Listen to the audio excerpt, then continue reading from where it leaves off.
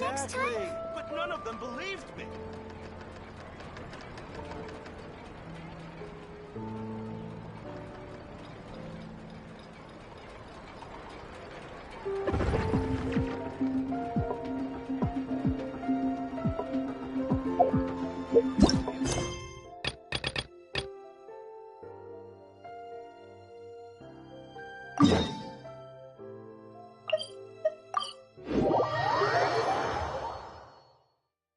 The temperature's just right.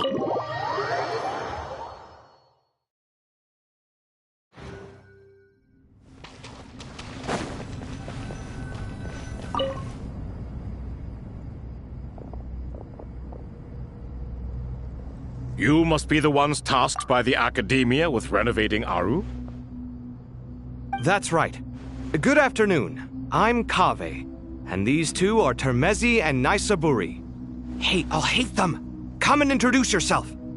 We've met before. This is Thoth, the Ibis King, and everyone knows these two.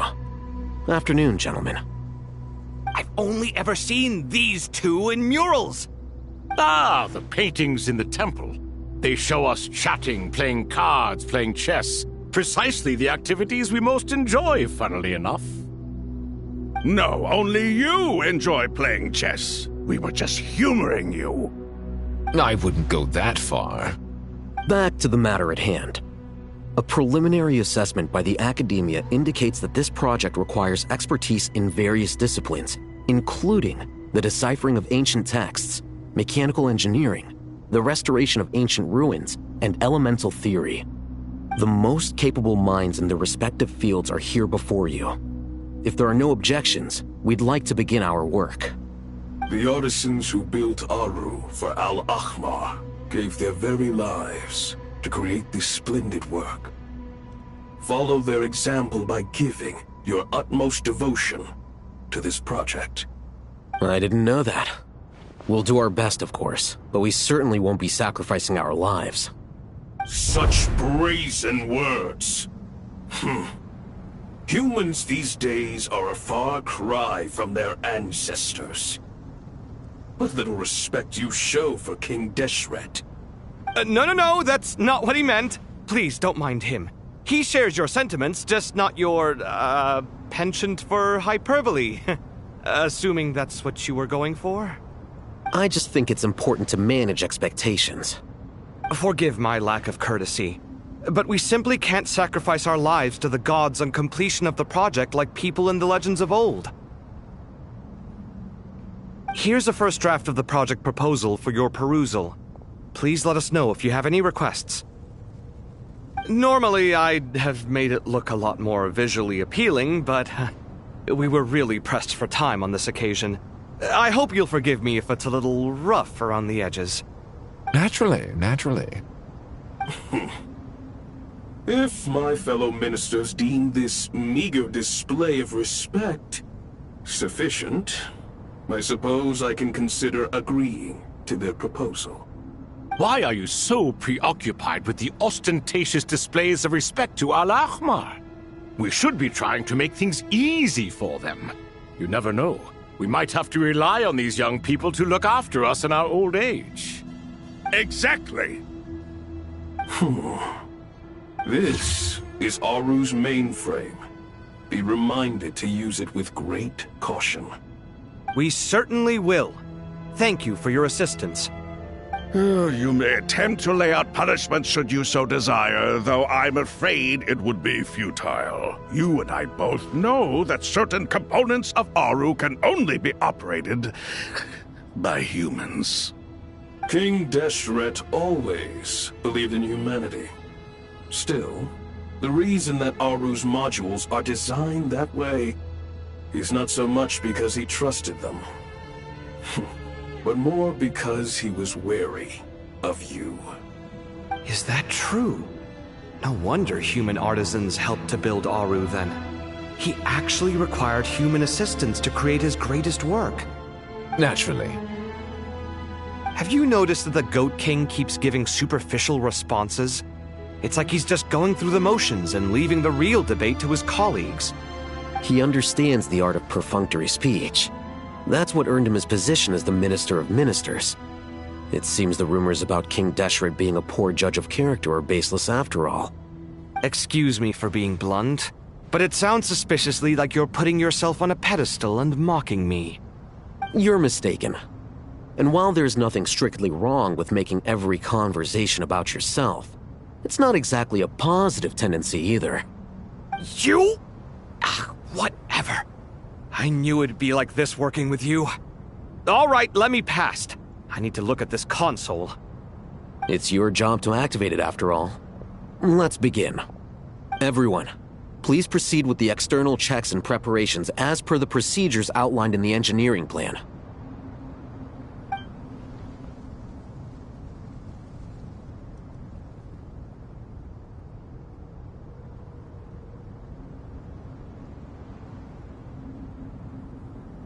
Hello there, youngsters. Whoa, the Ibis King came to life. What do you mean, came to life? I've been alive the whole time. You did say we could start our research, right? Are you having second thoughts now? I've reviewed the proposal. The work you're planning to carry out on this grand device is ambitious in its scope. You have ample confidence in your abilities, I take it? I wouldn't say I'm feeling hugely confident, but given how bad things are, I'd rather at least try something than sit around waiting to die. You are the top scholars of your day. I trust you are aware that there are countless links between Aru and the Akasha? Aru and the Akasha? But... I thought the Akasha was the Academia's greatest technological accomplishment, created years ago by the Dendro Archon to help her people access knowledge. And you too? Do you not know either? You've read the instruction manual, right? You tell them. An instruction manual? The Akasha has an instruction manual? The Dendro Archon is a kind and thoughtful god indeed. It used to sit on a shelf in the corner at the House of Dana. Not the most popular read. If the manual is to be believed, Aru was in fact the original inspiration for the Akasha system. What? But there are so few records about Aru anywhere. And practically none of these scientific expeditions into the desert had anything to do with it. Ah, but this is something you could not possibly have known. You may have heard many stories about the desert, but what is the most important aspect of history?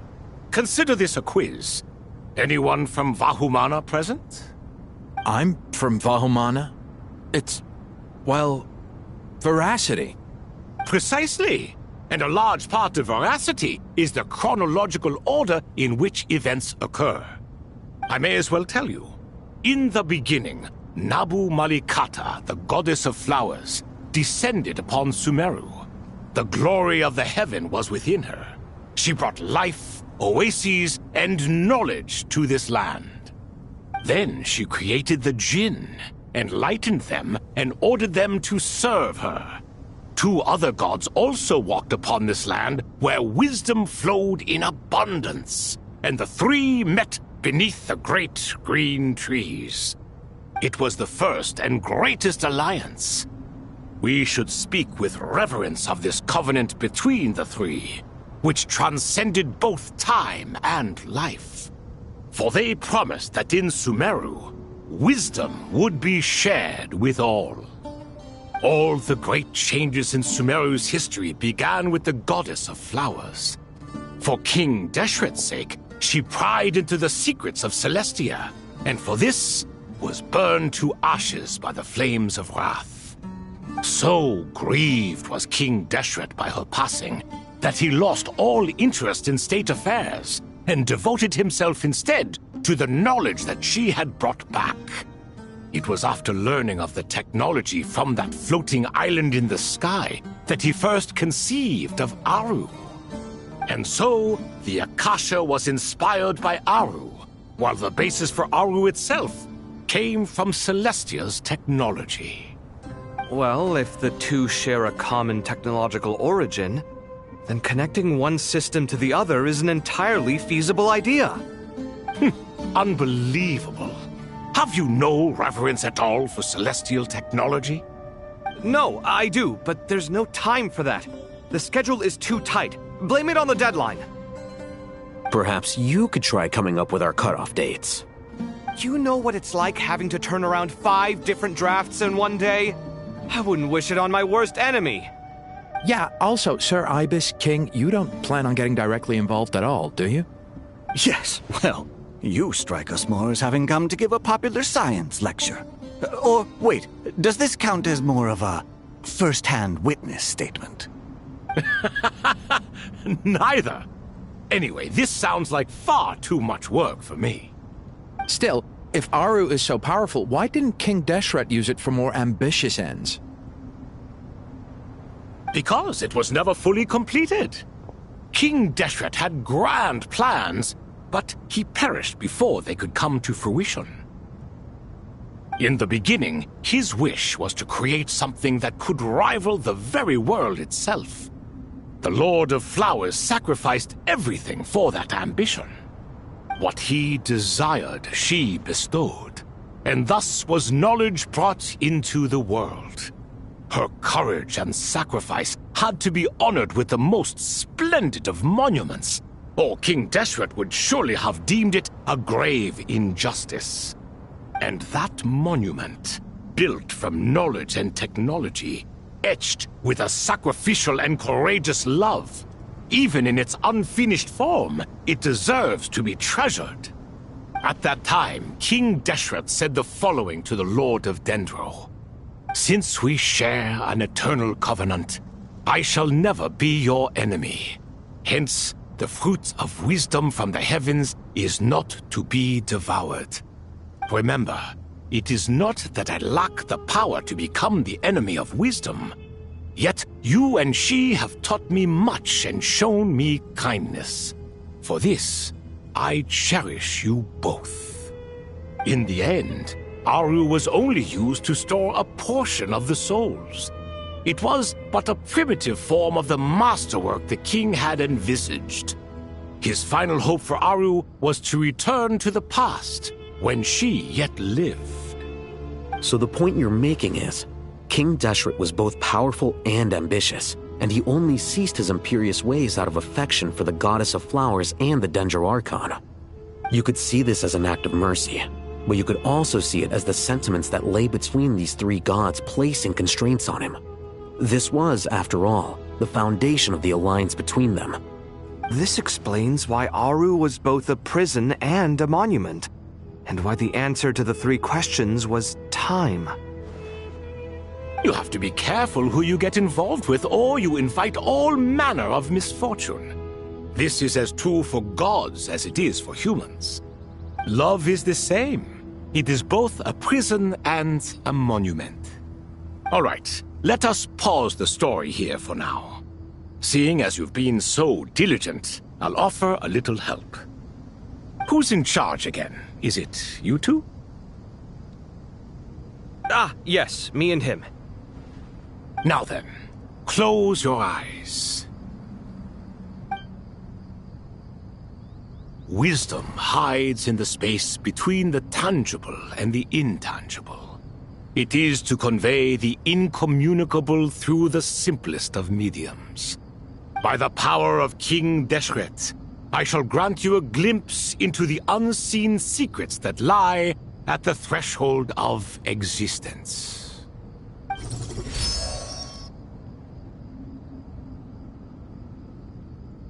Where did this come from? Is it a new mechanism? It looks more like some form of externalized information. You've rendered it visible? Just as the Akasha allows you to access a greater range of knowledge, the power of our king permits one to perceive ingenuities that do not belong to this world. This is no ordinary mechanism. It reflects the internal structure of Aru. Whether you choose to increase or decrease, keep or discard. Come, use these to achieve the outcome you desire. Looks mechanical to me. Better let me handle it just in case. But wait, How do I get up there? Turn around. So that's where the elevator is.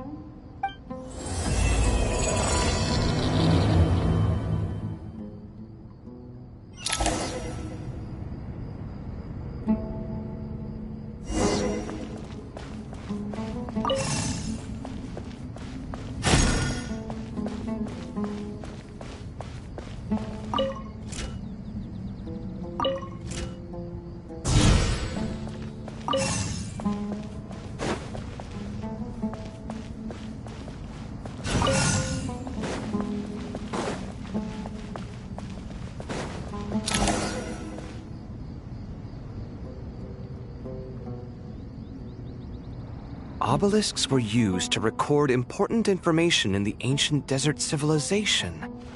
Hey, Alhaitham, there's some writing here I'll need you to decipher. I've sent it to your screen. Do you see it? Got it. It's a little blurry, but I should manage. Take a look and tell me what it says. Oh, and I'll send any other similar text directly to you from now on. Let's start with this one. It's a variant of an older script. Herein lie verses written for the Yellow Sands. Looks like cultural information from the age of King Deshret. If so, I suggest you delete it. Words thrown together merely for fun. I had no idea Aru kept a record of this. Well, as long as you're certain that this is strictly private information, that's fine. It is unimportant. All right, well, I guess I'll start now.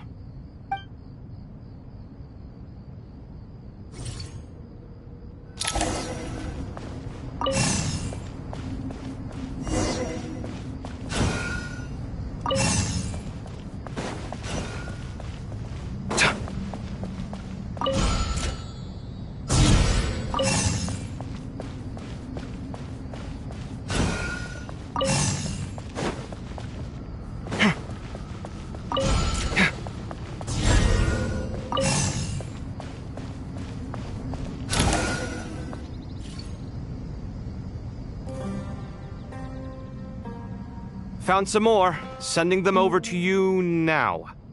These are all reports about the Gurubad conflict. Can we delete them?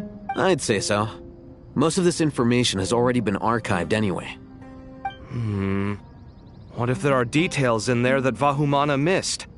What are we supposed to do if they come after us in the future? They'll just have to live with it. If we don't resolve these issues now, there won't even be an academia in the future, let alone a Vahumana Darshan. Yeah, you're right. Okay, done. There's some other similar monuments nearby. I'll check them out.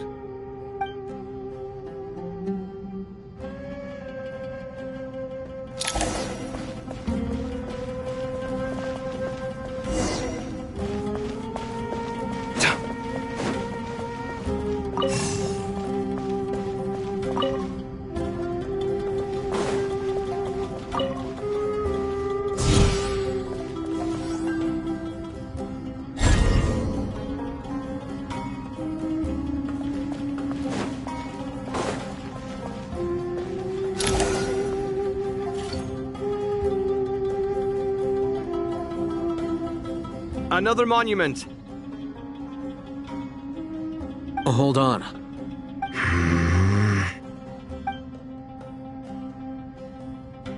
You're still reading it? How long is it? It records the development and governance of the Oasis civilization. Most of it concerns the Jinn, but it also contains records left by the artisans who built Aru. Is it important? Some of it. There was no way for me to read the whole thing in its entirety, so I had to rely on my intuition to pick the parts worth keeping. What about the artisans' records? What do they mention? They're speculations, mostly. For instance, they were wondering how to protect themselves if King Deshret decided to silence them after the construction of Aru was complete. Sounds like pure mythology to me. Surely that kind of thing didn't really happen. The records do emphasize that this was merely their conjecture based on various myths. Still, The artisans did leave details of their plans to survive, including blueprints for their escape route. Even that got recorded? Okay, well, I'll make a copy of this first before I delete it. Is that truly necessary? You won't be needing those. No, the blueprints are important. I want to keep them as a memento.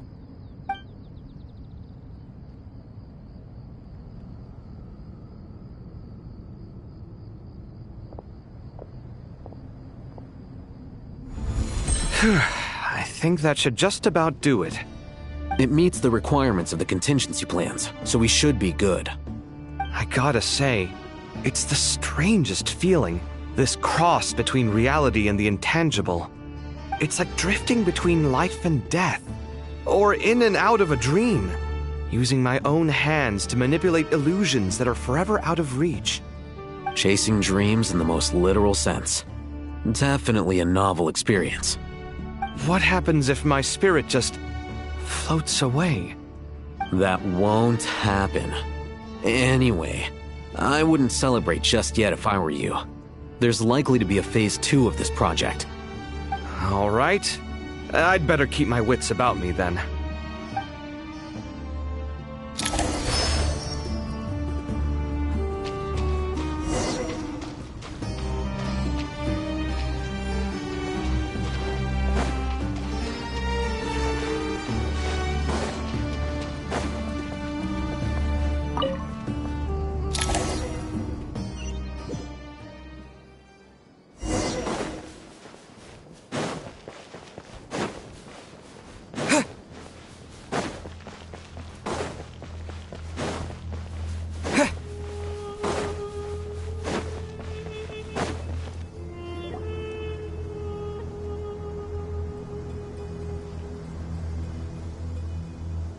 Traveler from afar, do you worry for the fate of Sumeru as well? Whoa! It's Sobek the Crocodile King! Greetings, Crocodile King.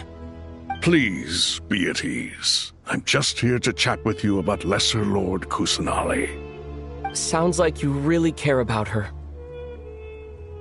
Yes, although to be exact, it is a mixture of both concern and curiosity that I feel. Speaking of Nihida, Paimon was wondering how she's doing. Wait a moment.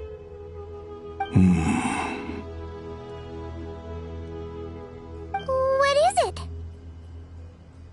I tried calling out to Apep, but there was no response.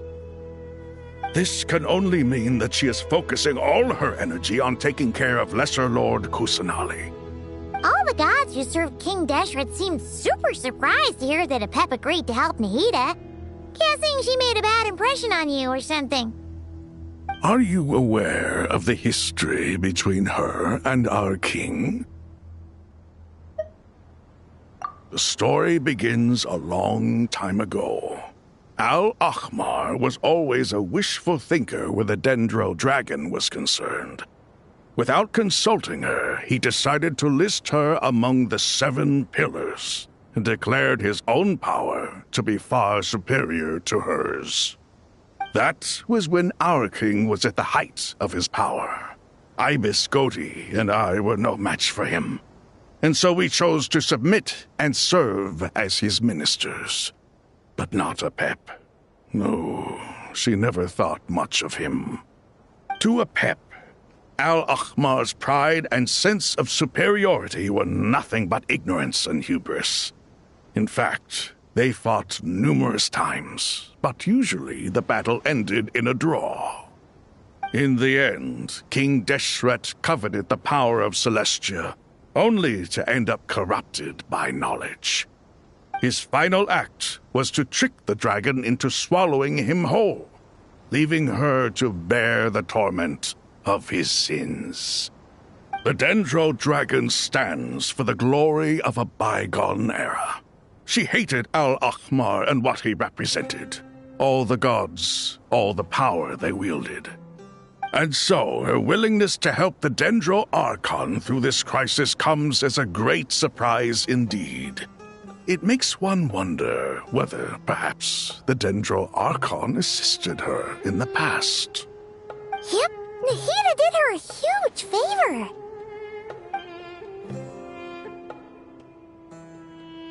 So Lesser Lord Kusanali put an end to the Dendro Dragon's many long years of torment. As much as she loathes the Seven, Apep knows kindness when she sees it. No wonder she was willing to make an exception. Yeah, that's the sense we got from dealing with her, too. She is not incapable of coexisting with other living things. Rather, she actively chooses to avoid coexistence. And this despite the fact that she symbolizes life itself. How ironic. All of this being said, I wouldn't expect too much from her if I were you. Nothing will change her hatred towards humanity and gods. We'll keep that in mind. Anyway, how much longer do you think Nahida needs to stay with Apep?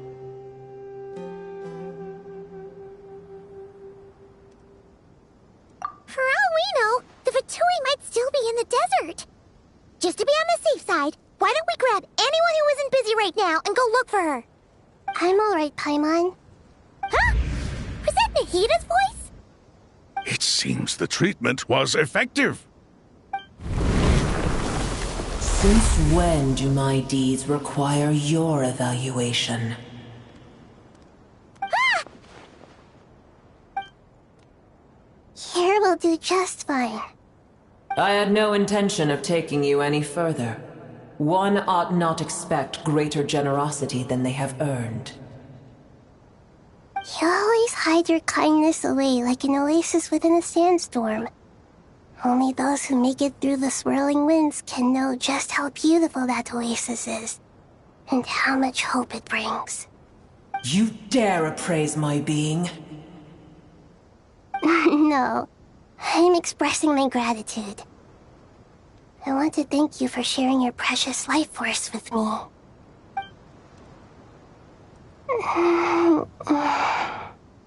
Awake already? You are more resilient than I thought. Pep.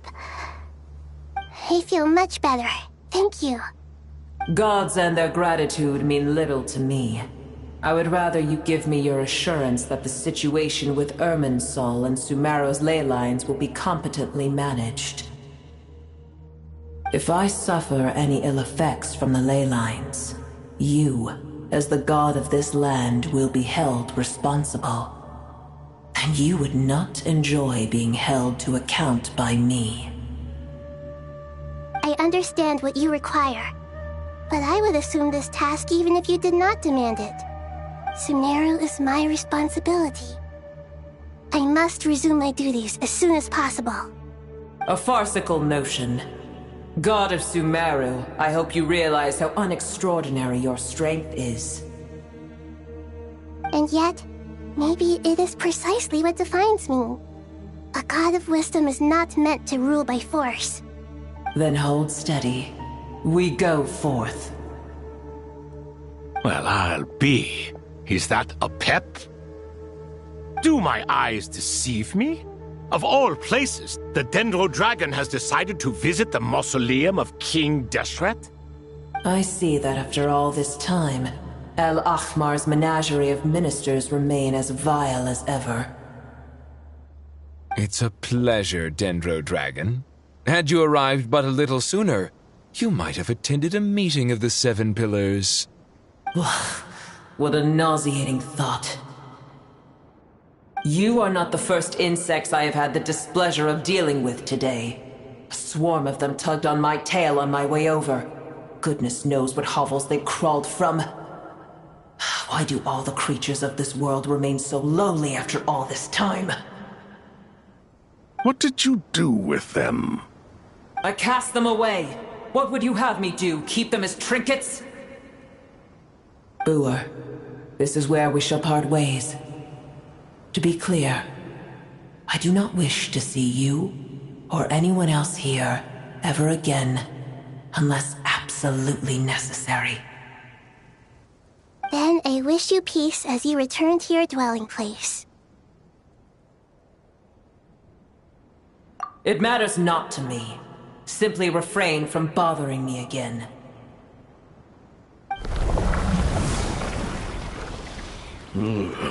A force to be reckoned with. At times like this, I feel glad that she has no interest in any of this. Hold on. Just hold on, okay? We're almost there. We made it. Huh? Wait, that voice. It's... Uh-oh, I'm gonna fall.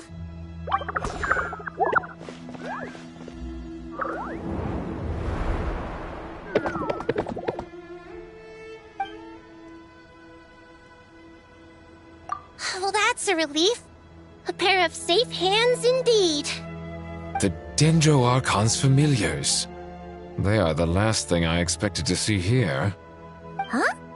Wait, what are the Aranara doing here? Don't you guys hate the desert? Obviously I was worried about the Dendro Archon.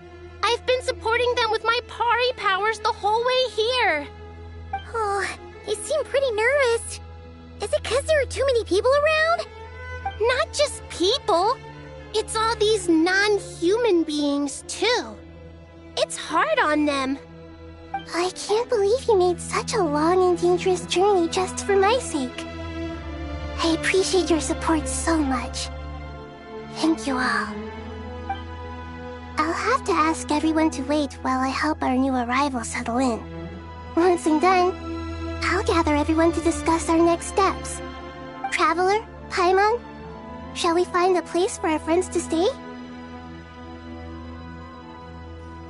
Awesome! Let's go! Well, first I have some questions.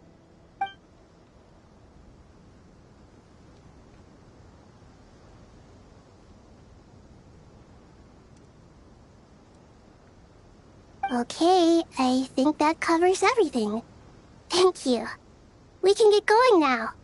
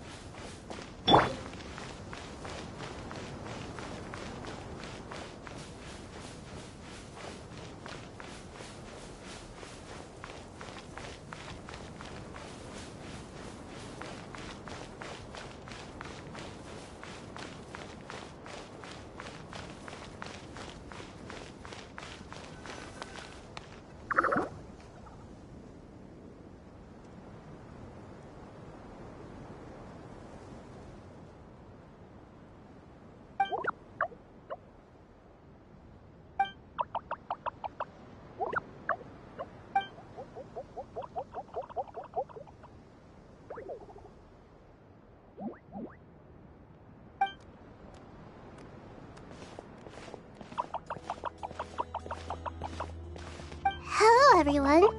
It's only us.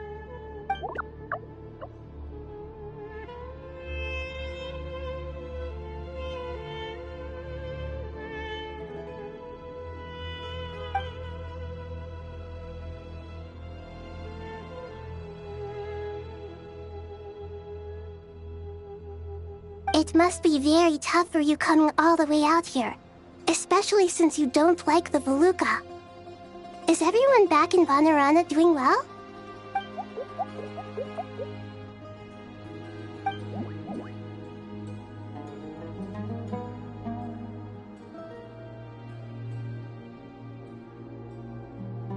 Ah, everyone's here. Good. Are you okay? You look like you were about to pass out back there. And you're forgetting who I am. Don't underestimate me.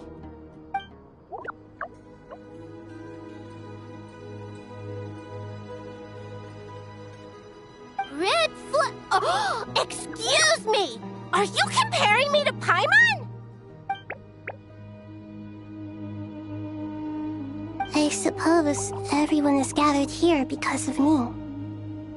As we can see, the situation is critical, and everyone is very busy with their various tasks, so...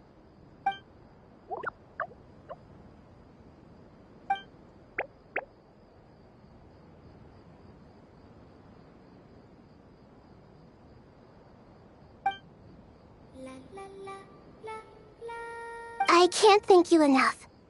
Right now, we're focused on restructuring Aru, processing excess information, and helping restore everyone's confidence. I'm sure you'll find it all very straightforward. I can help too! Just let me know where I'm needed.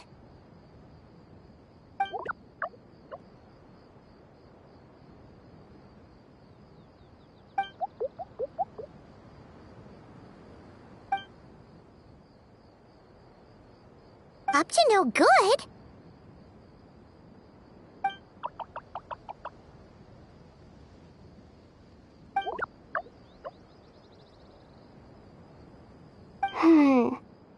That definitely sounds suspicious. Traveler, Paimon, I have other work to attend to here that needs to take priority. Could I trouble you to investigate the situation Arabalika spoke of? No problem. Leave it to us! Thank you. I'm counting on you.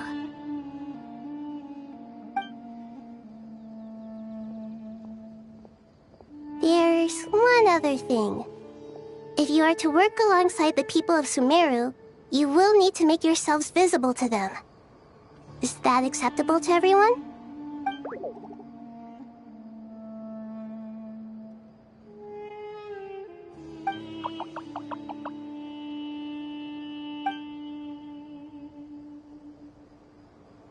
There's nothing to fear.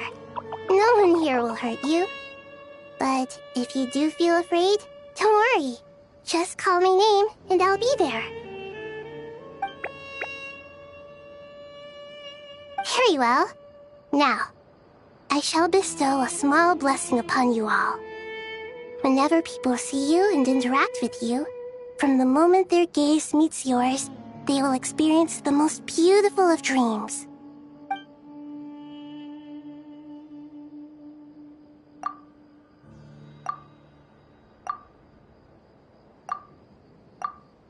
Do not fear. We will face it together. This too shall pass.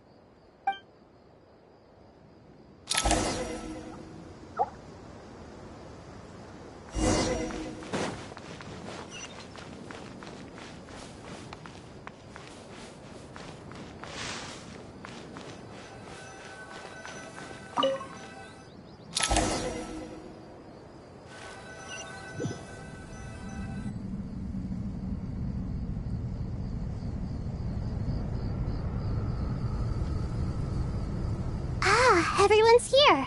Wonderful. Dendro Archon, you're back. Are you recovering all right? You mustn't push yourself too hard. I'm doing very well. Thank you for your concern. I see. Using the power of Aru to reboot the Akasha and gain access to Irminsul. It's a sound plan, although... I regret to be the bearer of bad news, but with the state that Irminsul is currently in, it's impossible to access via traditional means. Even the Akasha won't change that. Alas, we had feared this may be the case. And what about non-traditional means? Non-traditional means? Are you saying... Desperate times call for new measures.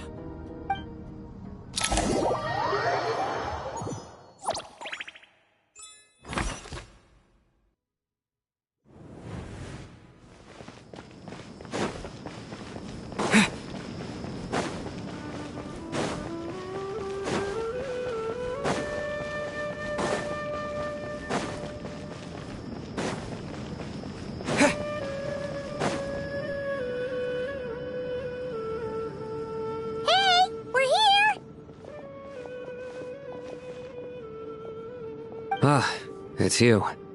Is there a situation?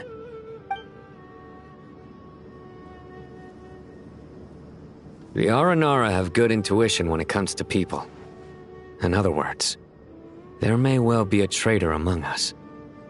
Given everything that's going on, I'd be more surprised if there wasn't. Miss Nefer, as a professional intelligence broker, I trust you have a solution? Not one that I'm willing to volunteer. What's in it for me? Let's say I'll treat this as a pilot project aimed at expanding your intelligence operations. Whatever business you're in, an avenue to demonstrate your abilities could never hurt. I like the sound of that. Glad we're on the same page. Given that you rarely set foot in Sumeru, practically no one at Caravan Rebot knows who you are. I take it you've read the files on everyone in the area? Yes. I also skimmed the list of evacuees, and I'm more or less up to date on where everyone stands. Any initial suspects? Limiting the scopes to males whose recent activity could be viewed as suspicious. I've identified 3 names. The Aranara saw 2 people talking, but currently we only have 1 suspect. The other person was probably just a messenger, and in all likelihood has already left Caravan Rebot. Everyone is heading for the desert per the evacuation order. Anyone willing to turn back at this stage is almost certainly with the Fatui. There's no way it was a spur-of-the-moment decision to act at a time like this. This spy must have been planted long ago. We need to smoke him out from wherever he's hiding. Sounds like you have the beginnings of a plan.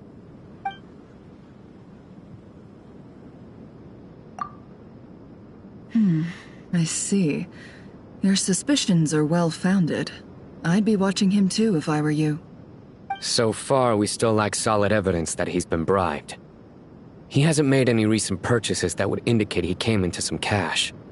Then let's get closer to him to confirm before we make our move. I can handle it. I'm not based in Sumeru, so barely anyone at Caravan Rebot knows who I am. And you're certain you've never encountered this person in Nodcry? I'm certain. Besides, it's extremely rare for me to have had any direct contact with Sumeru mercenaries besides Jet. There's no way he could have seen my face before. Sino, stay out of sight and wait for my signal. If he raises any red flags, I'll bring him toward the main road. Understood. I'll take it from there. Excellent. Well, it's a pleasure working with you.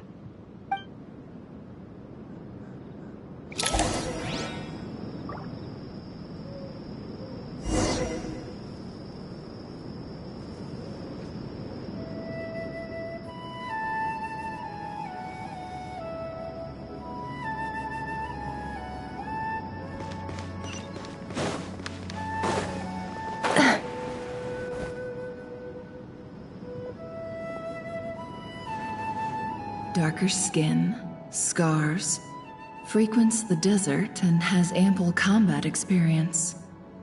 Nothing unusual about how he dresses or acts. What's that he's looking at? A coin. Interesting. Could that be how his contact paid him? Conveniently discreet for someone trying to hide any unexplained income. And yet it could be highly valuable. Sorry to bother you. Has everyone here already left? I don't suppose you happen to see a lady wearing a hat? Ma'am, what are you doing in Caravan Rebot all by yourself? The main group evacuated some time ago. Didn't you pass them on the road? My friend and I lost some of our cargo along the way. I didn't want to miss out on potential business, so I told her to go on ahead and meet the client while I retraced our steps. I didn't think it would be so late by the time I found it.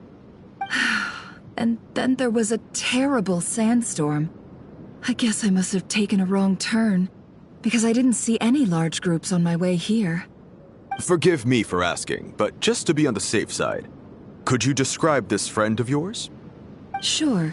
She has blonde hair, and she was wearing a hat and a white dress. You'd definitely know if you'd seen her. Yes, I think that does ring a bell. Ah, my apologies. During this exceptional time, the Core of 30 are under orders to be extra cautious when dealing with unknown people, whoever they might be. I understand. Well, sir, is there anything else you need to know? If not, I'd better try and catch up with them. Hey, wait! They left a good while ago now. You'll never catch up with them on your own. Why don't I give you a ride? I'm here to collect the last few people anyway. We have plenty of carts, so one more won't be a problem. That would be amazing.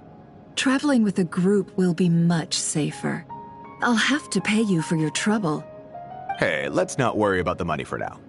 Wait here a moment. Once I'm done packing up, I'll take you to join the rest of the group. All right, thanks. Let me know if you need a hand carrying anything. No need for that. I'm strong enough for both of us. Okay. Well, I wish there was some way I could repay you. Guess it's my lucky day, running into someone who knows what they're doing here. You might have just saved my life, you know? You're not wrong there. I mean, what kind of cargo is so important that it's worth risking your life to get back? I hope for your sake that it's priceless. Actually, I suppose I can tell you, since you've been such a big help. But be sure to keep it to yourself, or we could both be in big trouble. Oh, really? Sounds mysterious. We're in the antiques business. You understand? Some of our goods aren't acquired through the most legitimate means. We have to be very discreet when we're selling them. That's why I had to go looking for the missing cargo alone. Ah, no wonder. Well, ma'am, in that case, it turns out that maybe there is something you could do for me. I'm all ears. But to be clear, our commission isn't cheap. Think carefully before you ask. We don't want to ruin our relationship before we even hit the road. I'm sure that won't be a problem. My issue is, I have something that's a little difficult to sell on as well. Take a look at this.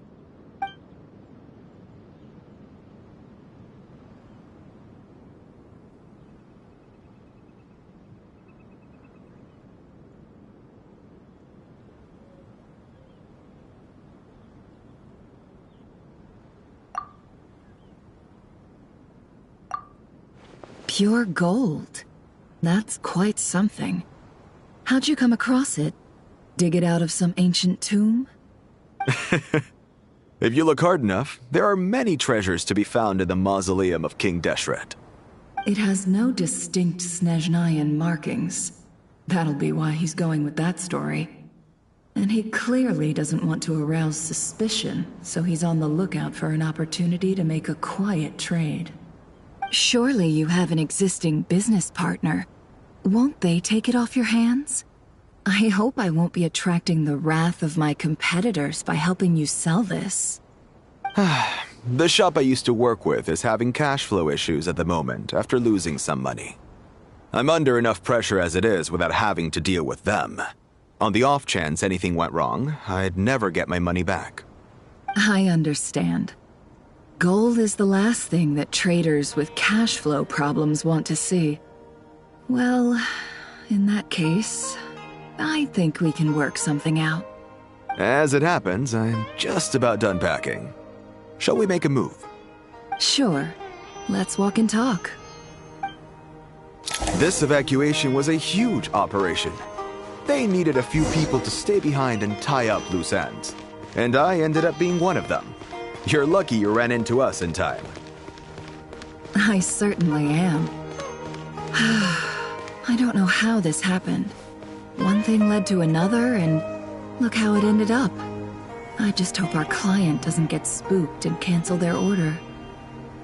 Fingers crossed. But either way, life goes on, and we all have to make a living somehow.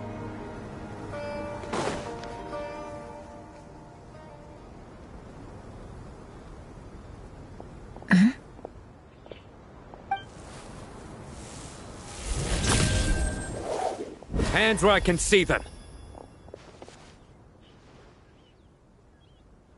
General Mahamatra! No, wait! What are you doing?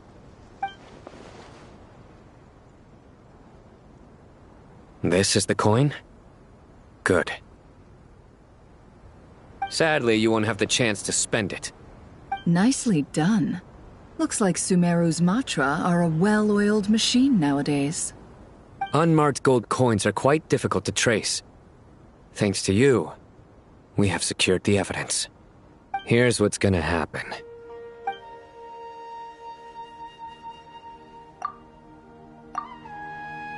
Southeast from here, leeward side of the hill. That's where he's meeting his contact. Great work.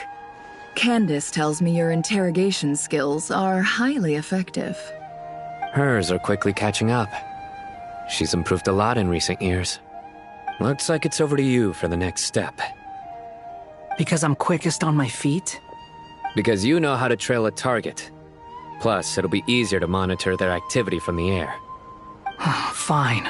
I'll be quick. One more thing. The Traveler just brought a message from the Dendro Archon. Once you're done with this, we're to meet up at the mausoleum of King Deshret.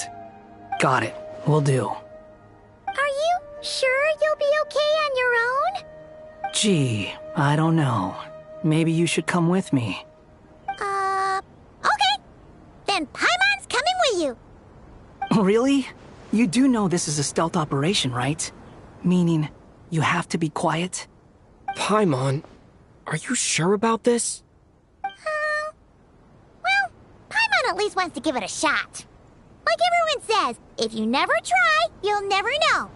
Besides, being the best guide into that has to count for something. This should be a piece of cake. Fine. Join me if you want. But be warned. If anything goes wrong, I'll have to gag you and shove you into a bush. No need! Paimon will be super careful. Promise! Good. Then what are we waiting for? Let's go. Ah! Coming! Coming!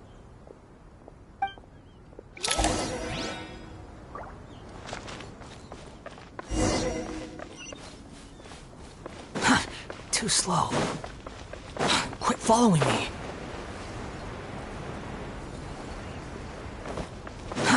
Too slow.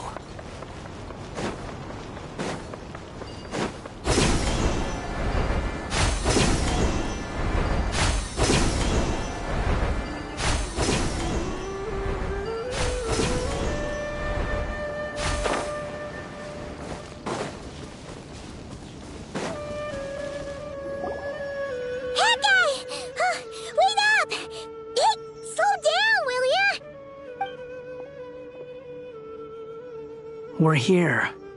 Now we wait. Okay, yeah, cool. Cool. What's on your mind, Paimon? Huh? Oh, nothing? I thought all you cared about besides being a guide was food and sleep. Why the sudden urge to go on a dangerous mission? What's that supposed to mean? Paimon's been on plenty of dangerous missions before. But never on your own. You hardly ever leave the Traveler's side. Just saying, I'm kind of at loose ends right now. So if you did want to share, I suppose I'd have to listen. If not, suit yourself. Makes no difference to me. Hat guy? Do you think Paimon is useless? What? Where's that coming from? When we were in Notcry, Paimon suddenly realized something. Even though Paimon's with the Traveler every single day, whenever we face real danger, she can't do anything to help. Paimon doesn't get like this very often. She just got really scared when the Traveler got kidnapped that time. What if he never came back? What would Paimon do then? And the more Paimon thought about it, the more useless she felt. But Paimon doesn't want to be a burden. Paimon wants to be a friend who's actually useful. Does that make any sense? You know, that feeling of just being completely useless and... Oh, Paimon probably sounds so ridiculous right now. You asked the right person. Boy, do I know that feeling. Oh, that guy. I'm not gonna try and encourage you. What I will say is this. When you start doubting yourself, you have two choices. Give up or change. You have to make the decision to move forward. Otherwise, no amount of consultation from other people is gonna help you. So ask yourself, What do you want? To get stronger? To learn more? Whatever it is, go do it. You won't have any regrets if you can at least say that you tried. Oh, all right. Something's not right. Shouldn't they be here by now? Paimon, is it just me? Or is it a little too quiet around here? Should Paimon take a look? We'll give it another hour. If nothing happens, we head back. Okay.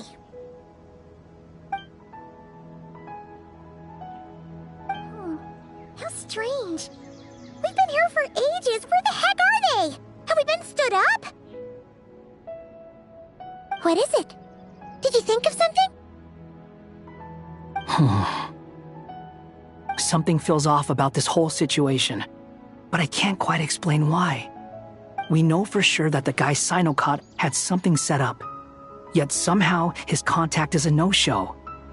So, either the handler got caught, or, more likely, they decided to cut our guy loose. But how would they know to do that? Wouldn't they at least send someone here to check things out?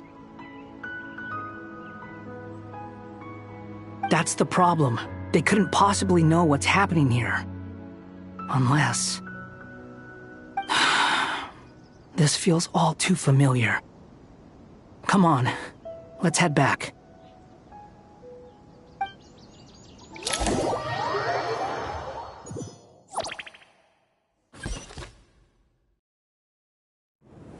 Even though this isn't a formal meeting, I'd still like to start by saying how grateful I am to each and every one of you. Thank you all for coming here and standing by our side. Shesipank and Bennu are currently assisting the scholars with the maintenance of Aru. Please forgive their absence. As for Hermanubis, may he rest in peace. We remember him with great fondness. There have been times when I imagined what it might be like to meet you all. Now that it's really happening, I feel quite emotional. Time has taken many things away, but that which remains is all the more resilient. I must say, there is one thing that rather surprises me. You appear to be in good spirits, Lesser Lord Kusanali. But even so, I can sense that the life force given to you by the Dendral Dragon has far from fully resolved the problem of your vitality. Oh no! So even a Pep's power didn't work? Don't worry, Paimon. It worked very well indeed. The issue is how closely I am tied to Irminsul. Until the problem with it is resolved, there is no way I can fully recover. Sumeru has undergone tremendous changes during your absence. When gods pass away, inevitably, people's faith in them grows weaker. You must have sensed it already. Your power is not what it once was. Regrettably, this is true. I too have grown weaker due to the effects of Irminsul. Right now, we're all in quite a sorry state. Then what do you suggest? We take all the help we can get. Sumeru is our shared home. You and I, gods and humans alike. We must unite all our strength in this moment. Though Al-Ahmar is no longer with us, the alliance between the three gods remains in force. Regardless, as subjects of our king, we have a responsibility to support Sumeru through this catastrophe. Not to mention that it was the people of Sumeru who released us from this prison of Aru. Times have changed, and the people of today possess greater wisdom than those of the past. You really know how to give a rousing speech, Goti. Now then, let us learn more about your plan. The brightest minds of the Sumeru Academia are busy opening and renovating Aru. They claim it has something to do with Irminsul? Correct. Irminsul has existed in Teyvat since the very beginning. But during the Age of the Dragons, it did not possess the significance it holds today. after the heavenly principles arrived, the power of the Light Realm was divided into elemental energy, and Irminsul was refashioned as a device that records and preserves all information. Since then, everything in this world has been inextricably linked to it. As the Dendro Archon, I have a duty to protect Irminsul. To Sumeru, it is both a national treasure and undeniably a major threat. Tevad has seen many upheavals in the last few years. The most recent of these was a major crisis in Notcry, which forced Sumeru to be even more vigilant than usual. I made sure to monitor all the pathways through which an outsider could potentially transmit themselves into Irminsul. But despite my efforts, a major problem still arose within. I still believe that someone has actively invaded Irminsul. But rather than taking any of the pathways I referred to, the intruder chose instead to utilize the most direct route, and the only one that cannot be protected against, by entering Irminsul through death. I see what you mean. You cannot simply stop all deceased souls from returning to the ley lines because of a potential invasion that could occur at any time. That's right. As important as it is to guard against external threats, I couldn't allow myself to stop the souls of the departed from finding peace.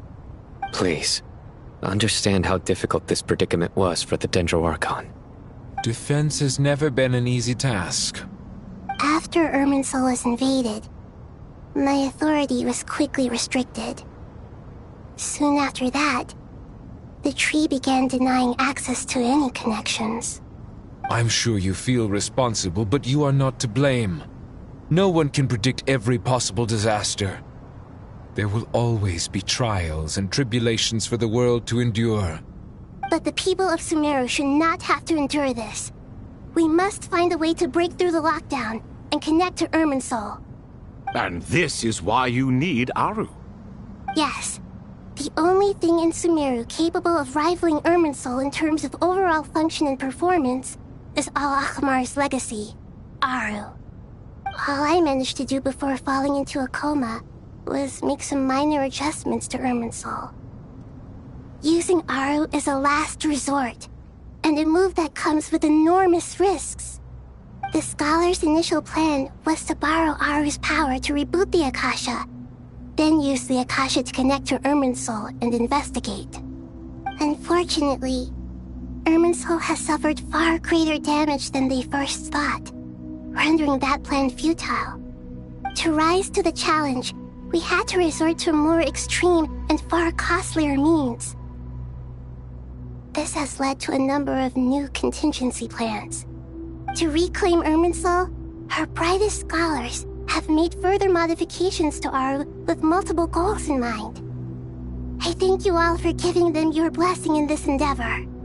Human wisdom has clearly improved over the millennia. You have not only our support, but that of the Jinn, the Aranara, and the Pari. Together, we will do everything in our power to save Irminsul.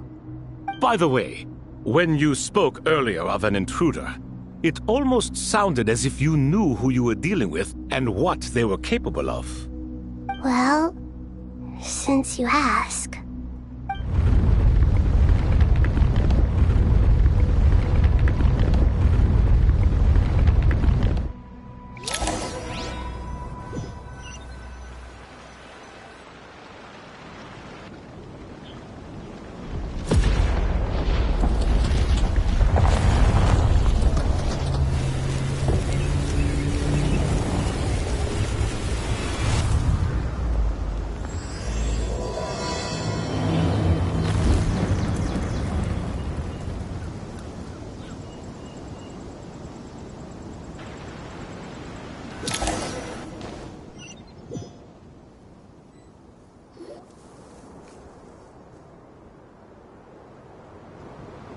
Master Tainari! What is that? Is this Irminsul? How did this happen? What's going on inside? Luckily, we managed to evacuate everyone. What in the world was that? That was terrifying! Oh my. I understand now, Dendro Archon. You make yourself quite clear indeed. Not once over the millennia has Irminsul been so terribly afflicted as this.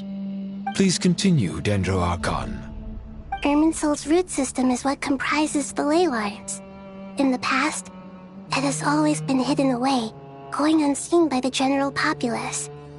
But now, an evil intruder is making it reveal itself. It has become a tree of unbridled greed. A clear sign that a deranged experiment has advanced to a new stage. Blasphemy. From where I stand, an experiment in the name of blasphemy sounds rather improper. But if we are to honor Dottore will, this is what we must do. The birth of this tree proves to me beyond doubt that this incident is connected to him. But to explain the situation in full, there is someone I need to tell you about.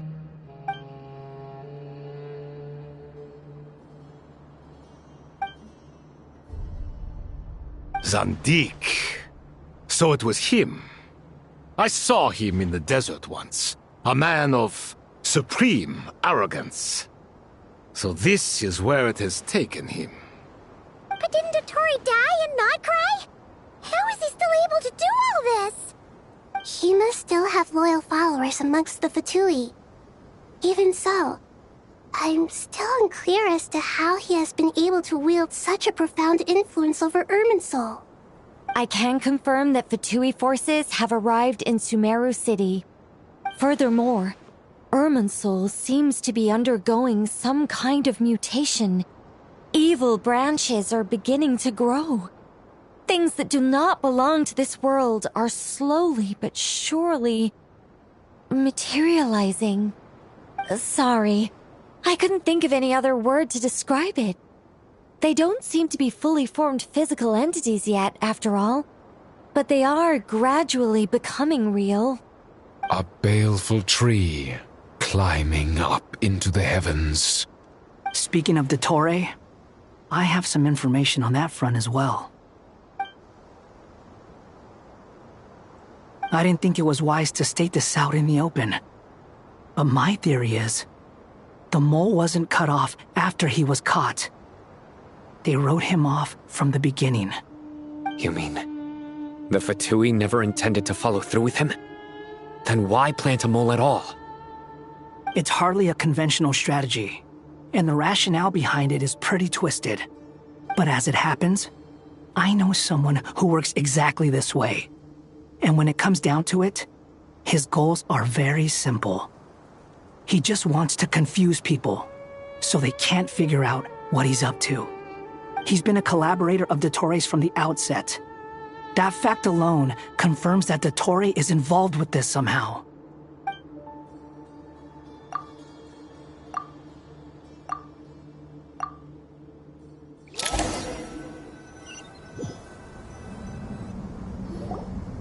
There is still much to be done. Everyone, please remember our core strategy. As per the discussions, the following groups must act immediately. Mr. Al-Haytham and Mr. Kave, the next phase of the Aru renovation project must begin right away. Godspeed to you both. We'll give it everything we've got. The plan looks feasible, but the implementation will require certain resources. General Mahamatra Sino and his team will help to procure the materials required for modifying the terminal. No problem. I've already spoken with Sethos and Hat Guy, and they've agreed to assist me. This kind of thing is best left to the fleet-footed, right? Hat Guy? If it's efficiency you're after, we're the right people for the job. Following up on the elemental energy amplifier we discussed, Ms. Dory, I assume you're the one most familiar with the status of this project. Aside from the Dendro Archon, of course. Yep, that's right. Leave it to Lord Sangamabe. Got it. Well, I'd like Madame Farazan, Kale, and Nicole to support Dory on the technical side. You can count on us. Will do. Rest assured, I'll take good care of Kale. Dia, Candace, and Nefer, You'll be in charge of negotiating between the various parties. I trust you remember our goal. You bet. We can handle it. Good. I believe that covers everything. Tainari will provide ad hoc support as needed, if that's okay. Poor Tainari. Must be tough being Nephis' student. Getting bossed around all day, every day. Hey, don't try and drive a wedge between us, you old rascal. All it says to me is that Master Nephis has faith in everyone's abilities. While I'm nominally here as backup, I doubt there will be many situations where my help is needed. Exactly. Finally, Traveler, you and I will head to the border between Sumeru and Natlan. Once that task is complete, I'll be asking some of you to accompany me to the Eternal Oasis. The Eternal Oasis? I thought that was just a legend. So it does exist after all. Regarding your trip to Natlan, under normal circumstances, a meeting between our two nations would be a far more formal affair. Unfortunately, Sumeru is all but completely cut off from the outside world at present. So regretfully, we won't be able to give the Pyro Archon Mawika the grand reception that she deserves. My apologies for the inconvenience. No point putting too much pressure on yourselves. That goes for everyone. Right. Especially you, Dendro Archon. I'm sure you're still feeling quite weak. Don't worry about me. The Dendro Dragon's life force will sustain me. Plus, we'll be there every step of the way. Nahida will be just fine. Yes. I believe in myself. And I believe in every one of you. Well, time to get going.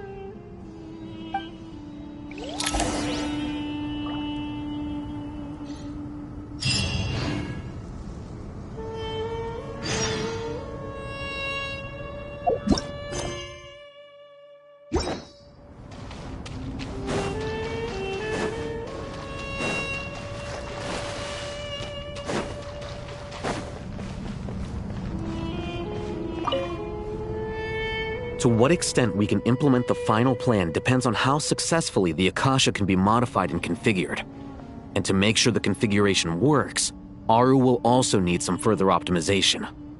Yeah, no surprises there. Once we roll this out, any Sumeru citizens who already have Akasha terminals can simply continue to use their existing devices. This still leaves us with a significant equipment shortage, though. Many groups of people were never issued Akasha terminals, including mercenaries, the desert folk, and many others. We'll need a supply of rare materials for the renovation of Aru and the production of new terminals. Right now, the best place to source these locally is from the primal constructs within King Deshret's mausoleum. Time is not on our side here. It's gonna be a race against the clock. The Aru merge and renovation project will have to be carried out by you two. Everything's riding on this, so failure is not an option. Best of luck to you both. As discussed, General Mahamatra Sino and Mr. Hatguy will source the required materials. Mr. Sethos is quite familiar with the layout of King Deshret's mausoleum. With him accompanying them, things should go quite smoothly. I have every confidence. In the meantime, we may as well take a breather. Makes sense. There's not much we can do until the materials arrive. Get in formation and stay close. What is this, boot camp? Knock it off. It's just Sino being Sino. You know what he's like. Everyone clear on our mission objective. Look at the excess primal constructs, dismantle them, and extract the required materials. And King Deshret's 7 pillars agreed to this? If they're just sitting there doing nothing, we might as well put them to use. Thoth's words, not mine.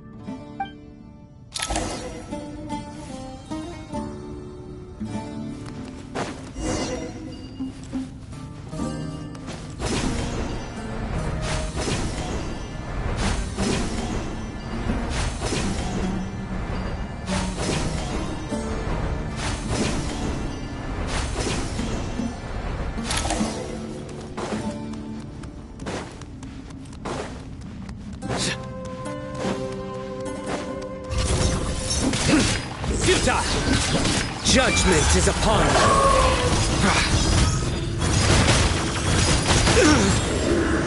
Guilty!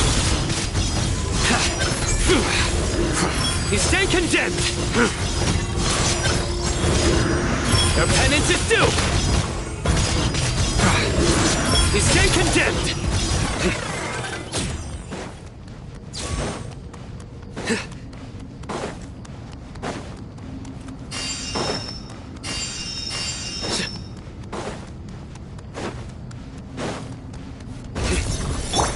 Excuse me?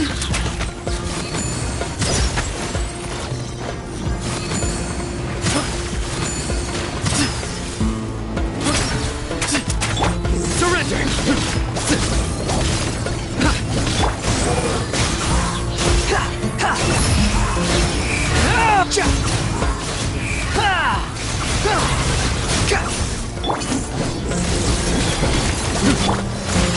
Wedge it, vermin!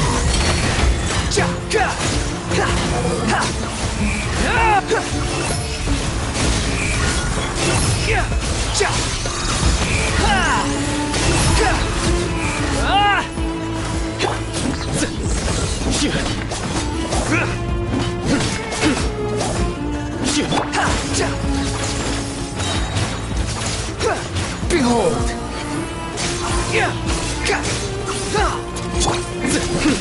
Nowhere to run!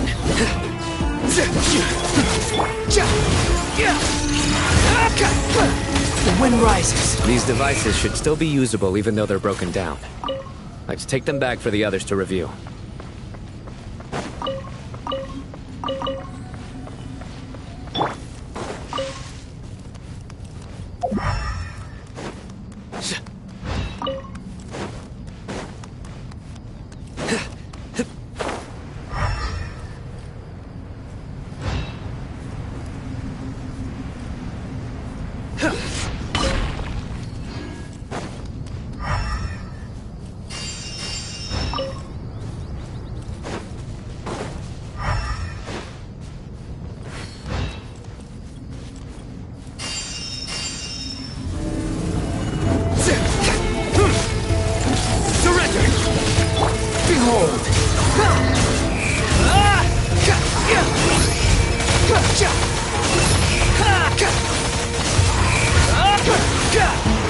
Cry louder! Through me, justice is served!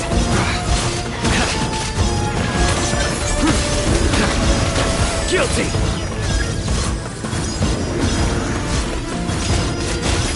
Your penance is due!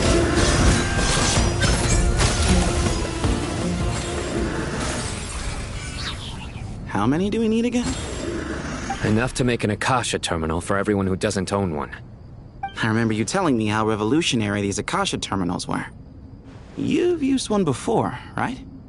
The Academia declared the Akasha to be the most powerful and comprehensive wisdom dissemination system in history. That should give you an idea of how powerful it is. Certainly sounds impressive. Neither Hat Guy nor I have ever had an Akasha terminal. Well, if it all goes to plan, that's about to change.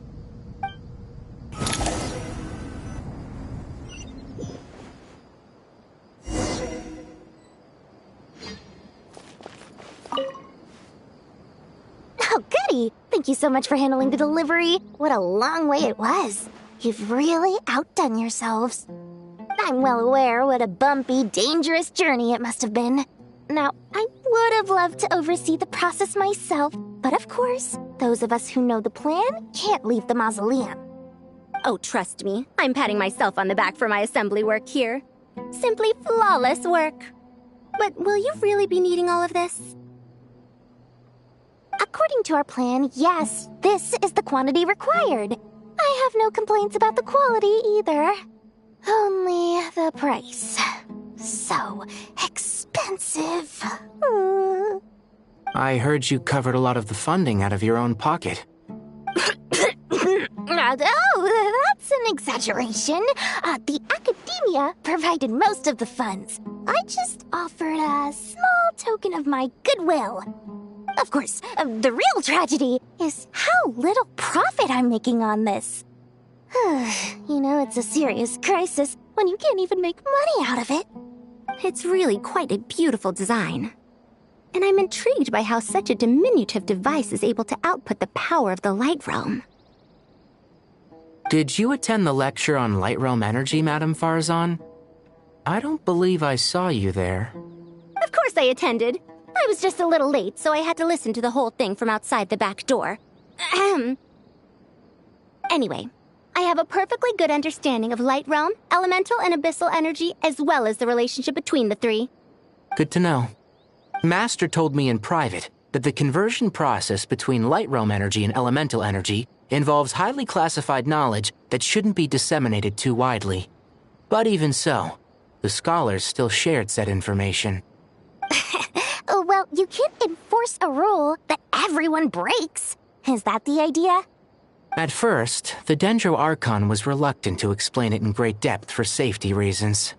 Later, she came to terms with it, and simply informed my master that we would all have to face the question of survival together. To protect someone from such dangers means keeping them in the dark, but for someone to know and embody the wisdom within, they must understand its very essence. It's an information hazard.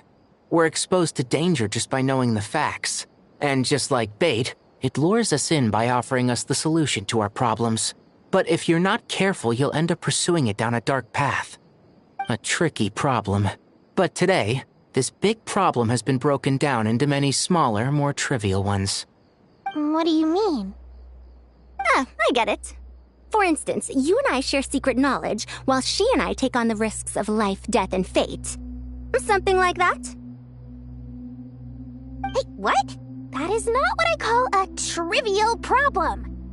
Well, as they often say in Vahumana, an event that is monumental to the individual is negligible in the grand scheme of history. Generally, the fate of the individual is an insignificant affair. Being from Amorta, where the subject of our research tends to be a lot more personal, I have to disagree. It's hard to dismiss the individual as insignificant. In other words, the big problem of survival has been broken down into many small, interconnected factors, and each one of us represents one of those factors. When the same secret is shared with a group of people, the same fate binds them together. Most people would find this unimaginable, but to us scholars, this is the path that has always beckoned to us. Sharing knowledge is a good way to fight against fate. I will always believe in that. All right, I think that's everything. Thanks a lot. But don't go anywhere just yet. I'll still be needing you to calibrate the equipment.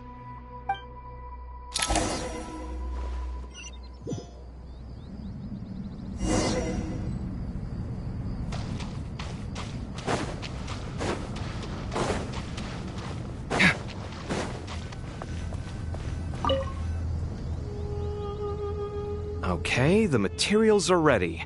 We can proceed with the next phase.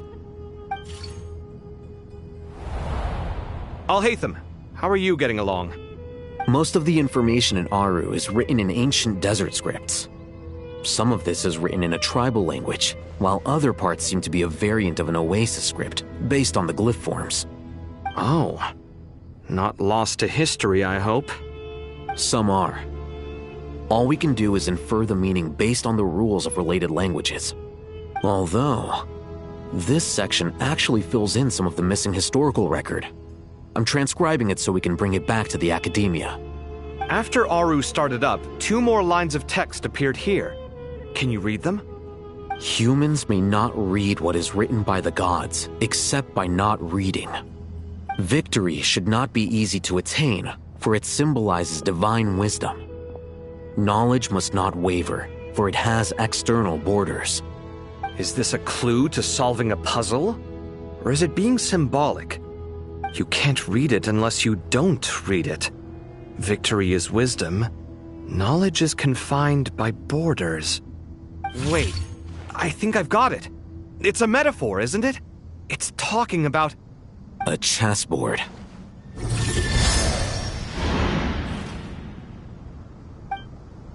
You were right.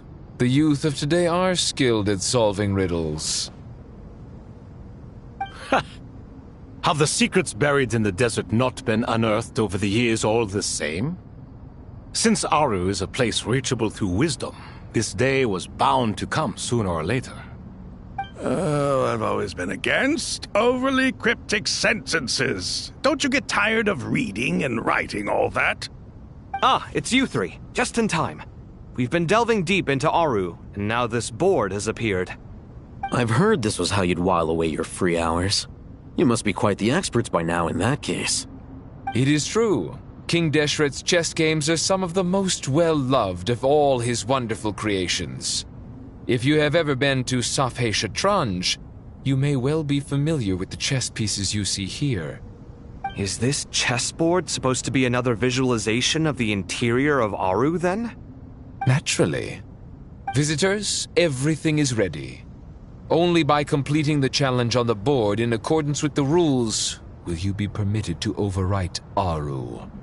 1 second. It's not dangerous, is it? Dangerous? Why, yes, of course. I should be the one to go, then. Wait for me here. Sounds like the self-confidence of our present company has rubbed off on you. Don't be ridiculous. I'm your upperclassman, and that means I have to look out for you. I appreciate the sentiment, but a game of chess typically requires 2 players. Besides, I'm sure they won't let things get out of hand. Keeping things relatively safe is in your best interest too, isn't it? Fair enough. I mean, you guys are controlling the difficulty, so please don't go too hard on us, all right? Ah, but Bennu said he wanted to put some respect into these whippersnappers. All right. Thank you. Obviously, we'll still try to be careful. This doesn't seem like ordinary chess. Is the goal to defeat the opponent? No, you must enter the board and pass the trials we have placed there. Ready? Let's do it.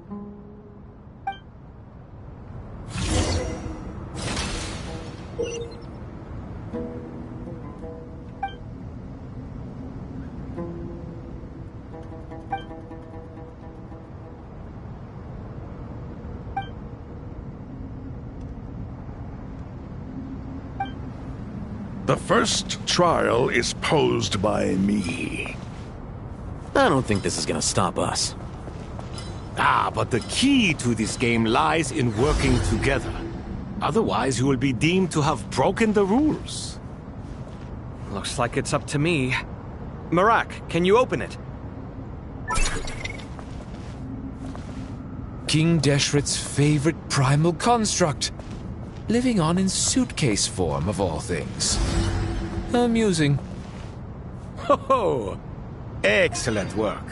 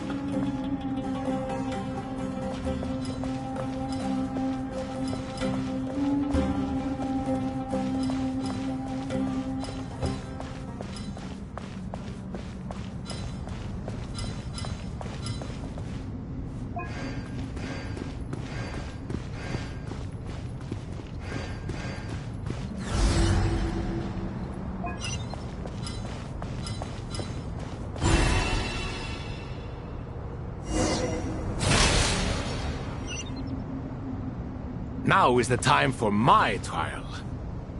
Now, don't be nervous. I'll make it nice and easy for you. Really? Thanks in advance. We appreciate it.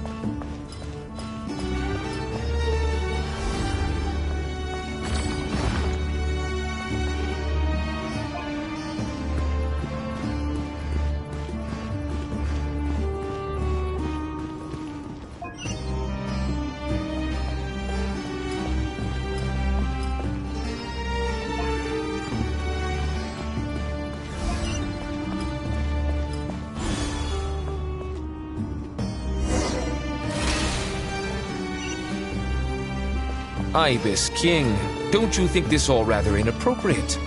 You may as well be handing them victory on a silver platter. Do not expect me to follow your lead. Ha! Suit yourself.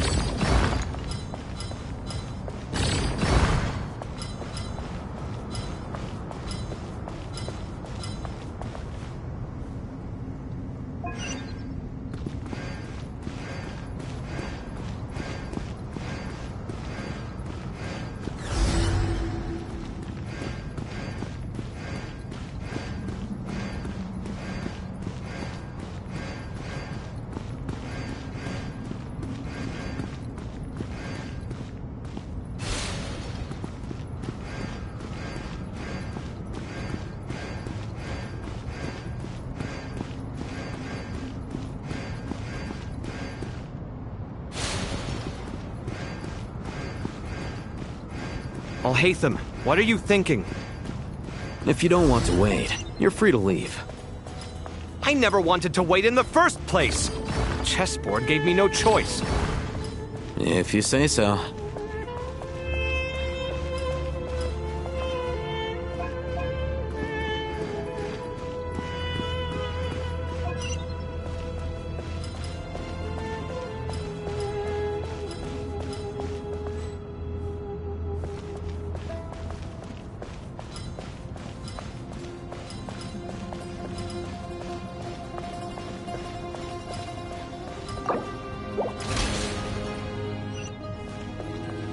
Ibis King, don't you think this all rather inappropriate? You may as well be handing them victory on a silver platter. Do not expect me to follow your lead. Ha! Suit yourself.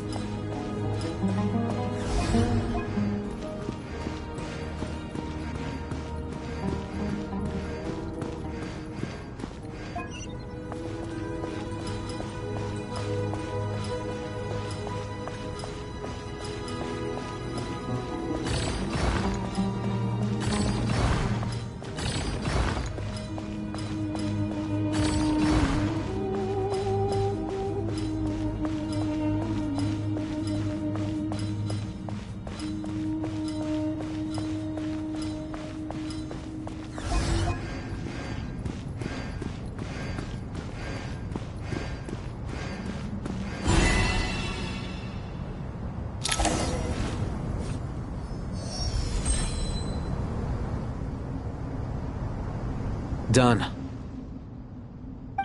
Finally. It's over. But seriously, that was incredible! Standing on the chessboard felt completely different from standing on solid ground. And also... Oh, sorry. I'll save my thoughts for later. Thanks to the three of you for helping us out with this. Is it just me, or were you giving us quite a lot of guidance along the way? We made but a humble contribution. You lived up to our expectations. Bravo! Our aid was not given for naught. In addition to the existing functions, I'd like to ask you for another favor. Since Aru's interference shield can cover the entirety of the mausoleum, it should be possible to extend its range even further. Perhaps you can find a way. So, building upon the existing functions to... I'm with you! Imagine for a moment. What would the ideal outcome look like if this function were compatible with the devices? I agree. This is the best solution possible. Please, everyone, we beg you to help us. Me, oh my! Well, since you ask so very nicely, I suppose... Goti? Kroko? What do you say? Naturally.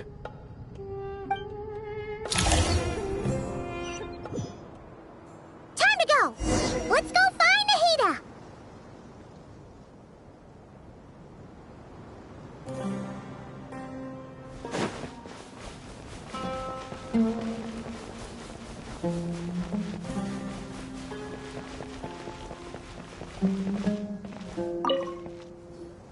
There you are. Miss Nicole truly is an angel. She shows great wisdom in guiding others, and she has already sent word to Natlan on our behalf. She said that while the other members of the Hexen Circle are busy with important work, she is quite free, and she is more than willing to accompany the people of Sumeru for the entire journey. Oh, there's Nicole, all right. Always super patient and loves to help everyone out. She's the best. She is. So kind and enthusiastic. Well, time for us to get going. Let's head out.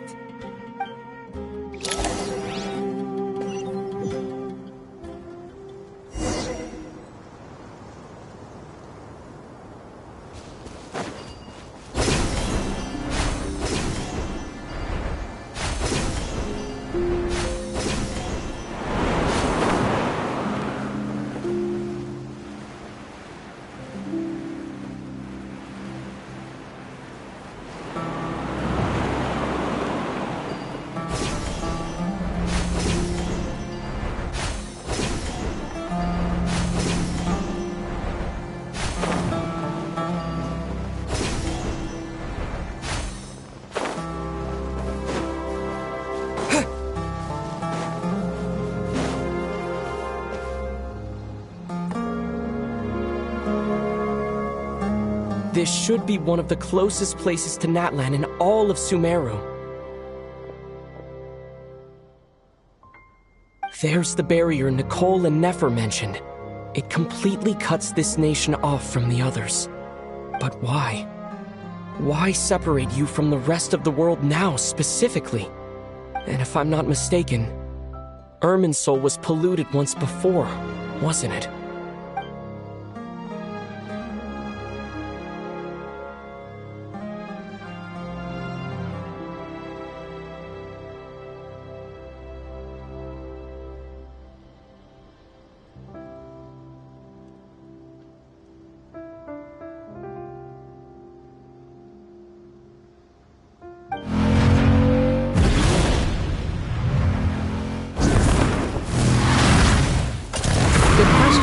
I'm wondering the same thing myself. That voice. Mawika! You got here pretty quickly. Hello, traveler. It's been a while. Hello there. Hello, Dendro Archon. Mawika, I apologize for asking you to meet at the border on such short notice. I also apologize for not being able to greet you in person. The form in which you see me now is one carried by the Traveler. The real me is inside the mausoleum of King Deshret, and I am reaching out to you with my mind from here. Irminsul has been infiltrated by the Doctor. We must be on our guard, as he can spy on information in the world from within the tree. Fortunately, there is no record of the Traveler in Irminsul, and you are still within Natlan's borders. My records will be preserved in the Night Kingdom, rather than the ley lines. As long as the Night Kingdom remains disconnected from the ley line cycle, the Doctor has no way of knowing my movements. Exactly. So by meeting each other in this way, the meeting essentially never happened. No wonder Paimon didn't come. You were concerned that her activity would be recorded by Irminsul. The Natlanese have heard about the situation in Sumeru. With the borders sealed off, merchants have been forced to stop their shipments. It's pretty serious, and you're the ones bearing the brunt of it. I'd like to address the question you raised at the beginning. I can offer a brief explanation, although it will sound rather cruel. I don't reach this conclusion gladly, but Irminsul predates the heavenly principles. It existed long ago, when the dragons of Natlan were at the height of their power. So even when the people of Sumeru became ill because of pollution, it was not a critical issue from the perspective of Irminsul itself. As long as it continues to function normally, the barrier will not be activated. But this time, the Doctor's invasion has directly affected the tree. That is what caused the barrier to deploy. The heavenly principles established a rule that when Irminsul is plunged into grave danger, a portion of power will be reserved to isolate Sumeru. That way, even if Sumeru is destroyed, the outside world at least has some time to catch its breath. We'd certainly need it. The heavenly principles created almost everything that exists in Teyvat today. To them, preserving the existence of the world and its inhabitants takes priority over protecting Sumeru. Meaning, protecting Sumeru now falls to you. Yes. My own power may be limited, especially compared to yours. But that doesn't mean that we're just gonna sit around and wait for the end. If necessary, I will utilize any and every means at my disposal. Nicole of the Hexen Circle didn't say exactly what this meeting was about. But after hearing everything you've said so far, I think I can guess where this is going. That's right. Nahida and I discussed it at length. We both know how presumptuous this is, but... You need the pyronosis, don't you? Yes, you guessed correctly. Originally, I only intended to borrow it, but the situation is far graver than I foresaw. So instead, what I ask of you is to please give the pyronosis to Sumeru.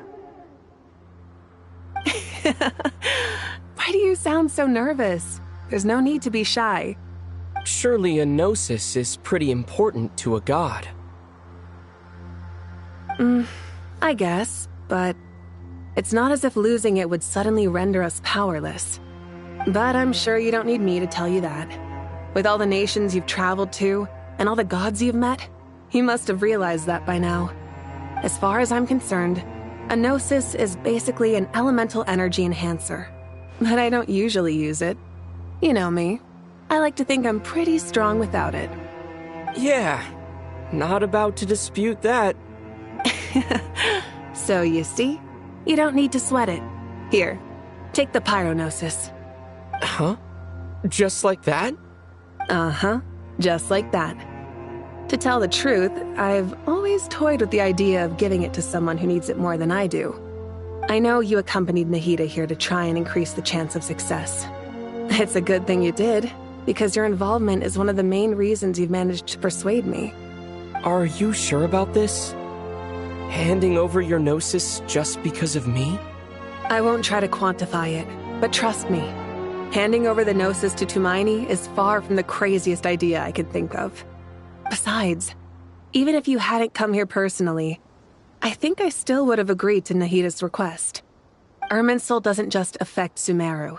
It impacts all of Teyvat. I know all too well how difficult it can be to protect the things you care about. So logically, morally, or however you want to cut it, helping you is the right thing to do. You don't need to tell me the specifics of your plan. Where the Gnosis is involved, the tighter the secrecy, the higher your chances of success. Marika, my heartfelt thanks go to you and the people of Natlan. Don't mention it. But now for the hard part. How do I actually give it to you? The Irminsul barrier is right in the way.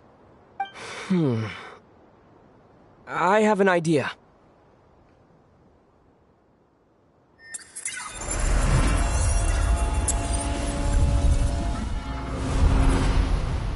Just as I thought. Incredible. What did you do? Just made a lucky guess.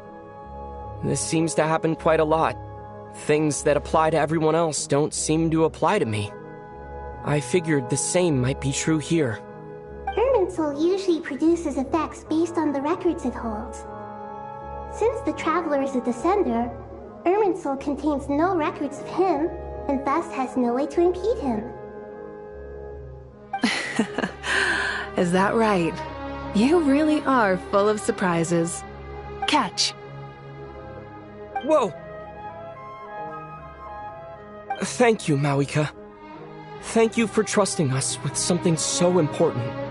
All right. No need to get so formal. It's not like we're strangers. Besides, there's still one problem. You might be able to pass through the barrier, but I don't know about the Gnosis. Any other surprises for us, Traveler?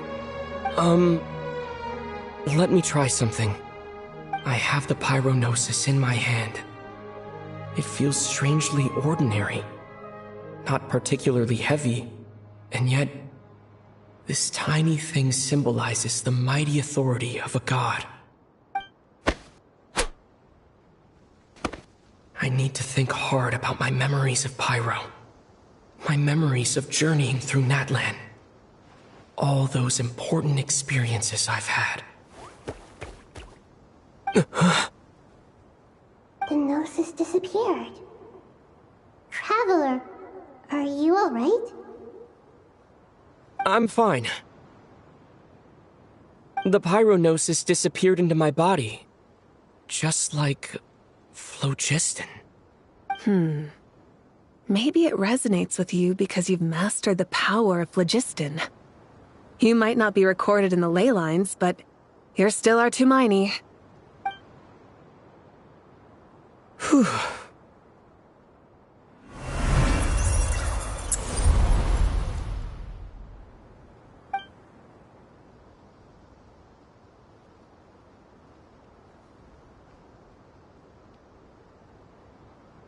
Please allow me to express my gratitude once again, Malika. Pleasure. Well, I've given you all the help I can. The rest is up to you. Good luck. We won't let you down. Yeah, we aren't about to lose.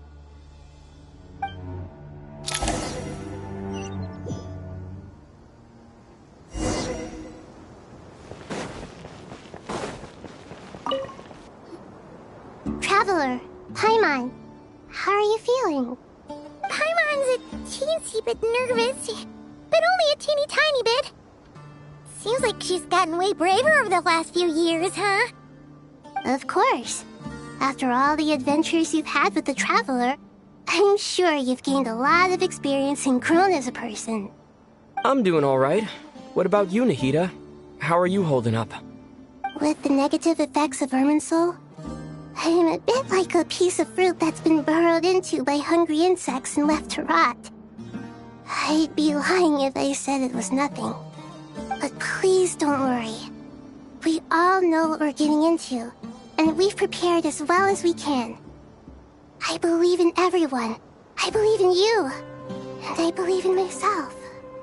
Stoking the fire inside oneself is certainly one way to live, but knowing when to rely on one's companions is also a form of great wisdom. I've been quietly learning little things from everyone, like plucking tufts of fur from a sumpter beast. Me too. With the constant traveling, I'm always learning and growing. That's the journey of life. I think there's someone else here who would share that sentiment. Don't worry about what I think. I was just passing by and happened to overhear your conversation. What are you talking about, Hat Guy? This is the top floor. No one passes by the top floor. Says who? You can fly just like I can. I would have thought it makes sense to you of all people. I don't know why, but I feel a little more relaxed now. It shows that you feel comfortable laying down your burdens in our presence. It means that Sumeru is a place you can trust, where you know we have your back. And we feel exactly the same way around you. That's what it means to be friends.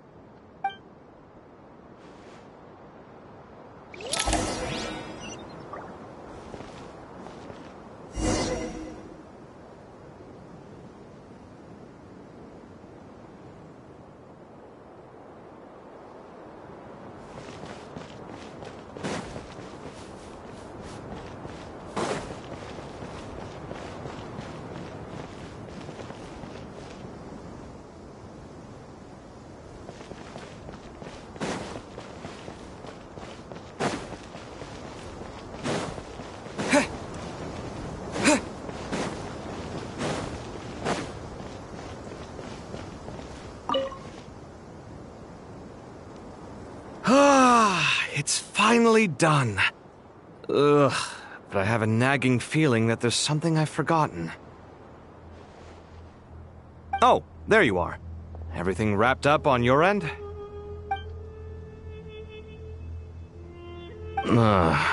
Okay, fair enough. That was a pointless question.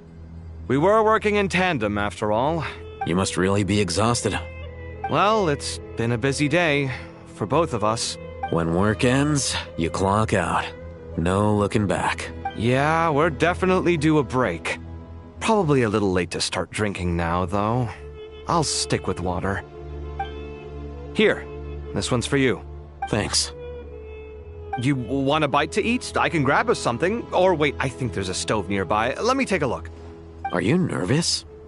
A little, yeah. Unlike you, it seems. How are you not feeling at all nervous? Because everything that happens next is beyond my individual control. I don't worry about things I cannot influence. What do you mean, cannot influence? You're the one who came up with half of the strategies we ended up using. There's only so much I can do. I was only doing my duty. Was it like this last time, too? You mean with Azar and his accomplices? Yes and no. The situation back then was easier to control, but we weren't as prepared as we are this time. So the enemy is stronger, but so are we. I still vividly remember the way you interrogated me in the library after the fact. Where were you when Sumeru needed you most? If your memory is so vivid, you might also recall that it was you who came looking for an argument. You're often the one who initiates these things, you know. I came for a conversation! I didn't know it was gonna turn into an argument! Anyway, at least I showed up this time. So, what do you think? What do I think? I think we're certainly better off for it. It's good having me around to help out, huh? Absolutely. As a citizen of Sumeru, you displayed a remarkable sense of responsibility in the face of disaster. Certainly feels that way. I just shudder to think how the world would have ended up if we hadn't gotten control of the situation. So, do you think this is what impending disaster looks like? The sky is so clear, and there isn't a whiff of decay or destruction in the air. It's hard to imagine that the fall of humanity could happen on an ordinary day like this. Awful things happen all the time. Sometimes people can stop them, and sometimes they can't. What you and I have done is increase our chances of stopping this one. Lofty ideals may provide no defense at all against nihilism, but perhaps little decisions can. Hmm? Oh, nothing. It's nothing. I hope everything works out tomorrow. It will. As long as we stick to the plan, our chances of success are good. It's really strange. You're my junior, yet you always seem to act more like an upperclassman than I do. I think it's mostly a matter of temperament. Ugh. Walked right into that one, didn't I?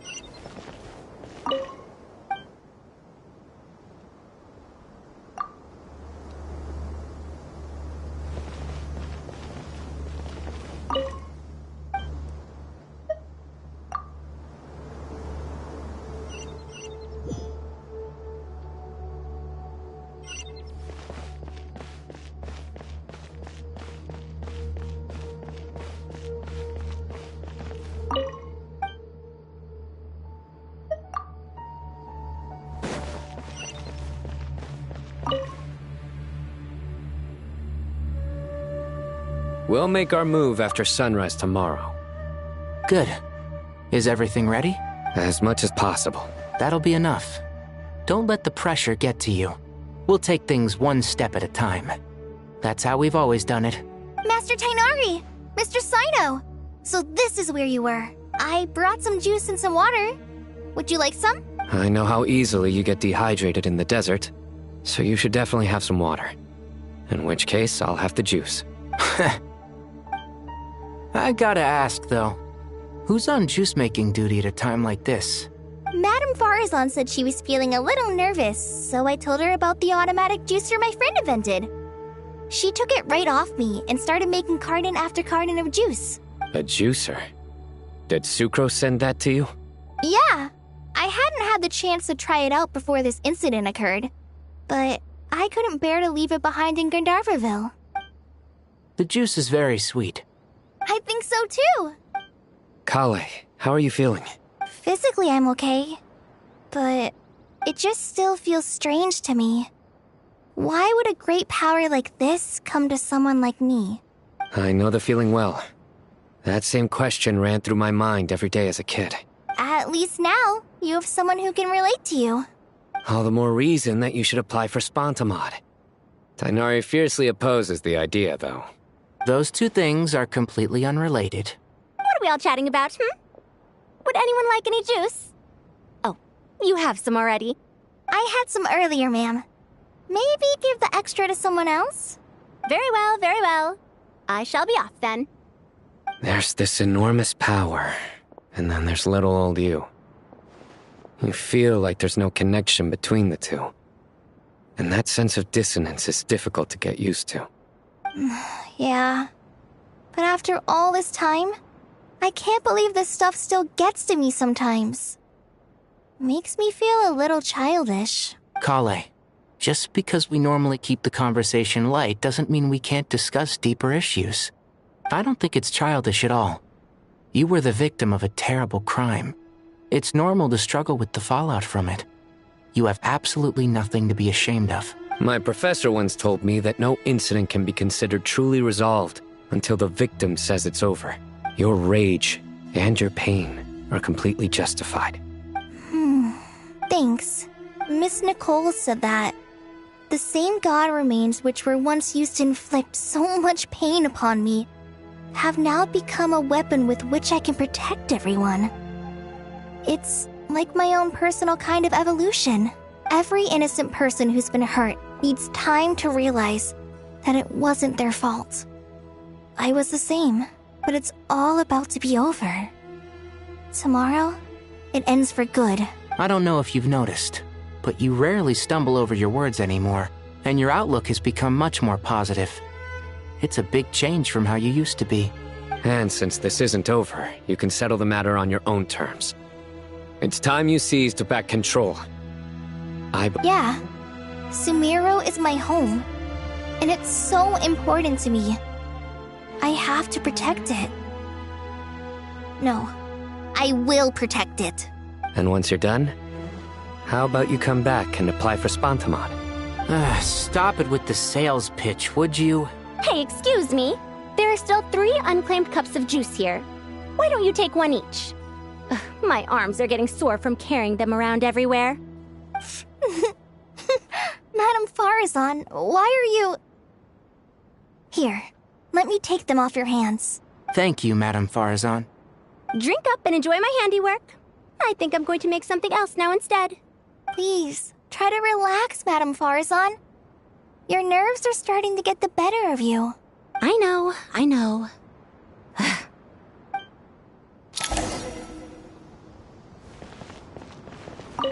Drink up and enjoy my handiwork. Please. I know.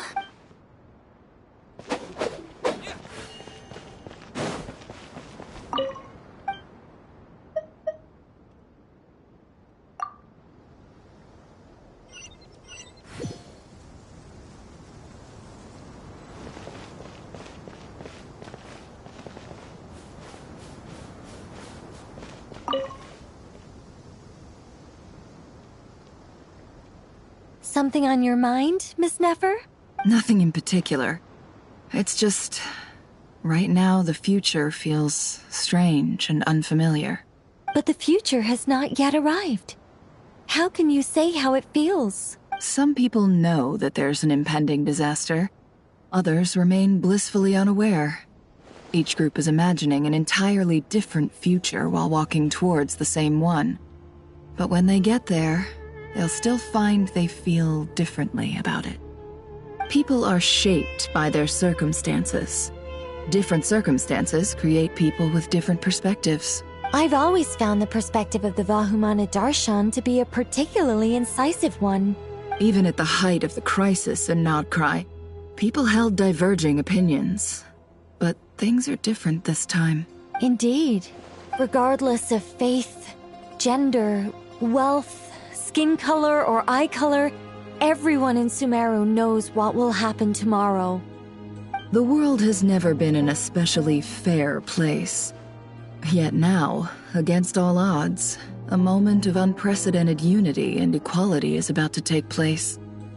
It's fascinating. If only my father could have lived to see this era. Era. To me, that term represents a much greater span of time. It can be an unsettling word.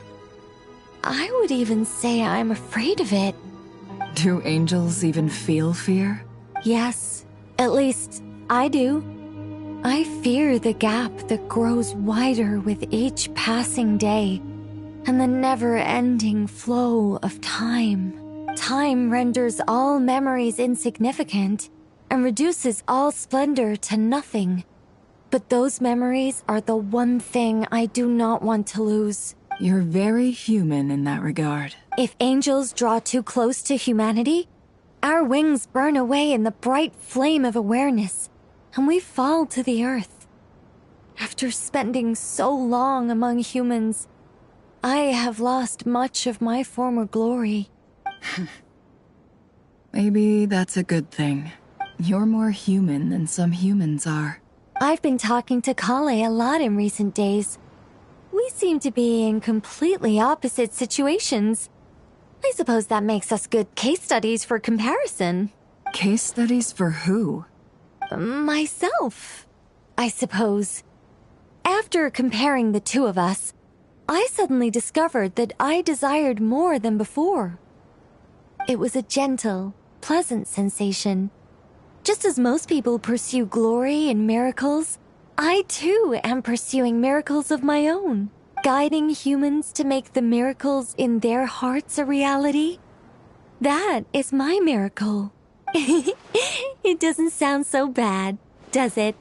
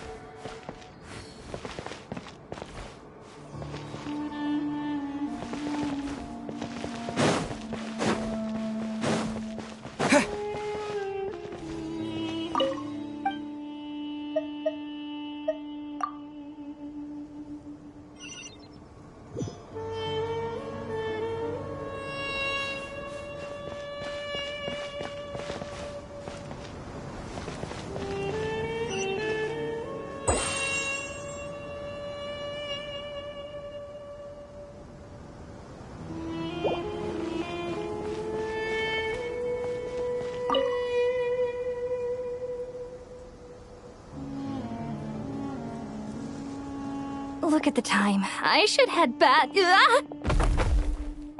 I'm so sorry. I was in a hurry and didn't look where I was going. Are you all right? I'm fine. Wait, you're... Have we met? Not exactly. I think we may have crossed paths by the house of Dana before. Oh. You're Hat Guy! From Vahumana, right? You recognize me? The clue's in the name. Mr. Hat Guy. Fair point. It's getting pretty late. What's keeping you up? I could ask you the same question. If I'm not mistaken, all the workload for the Ratawa Histarshan wrapped up a good while ago.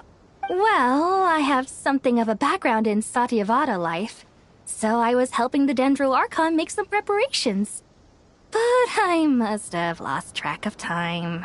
Did you find the experience enlightening at all? Honestly, it was tedious and uneventful at first.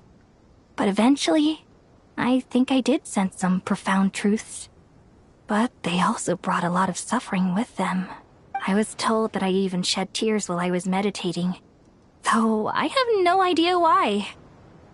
Sorry. I hope I'm not scaring you. Not at all. It just proves you're very accomplished in your research. Good night. I wish you all the best for tomorrow. Thank you, sir. You too.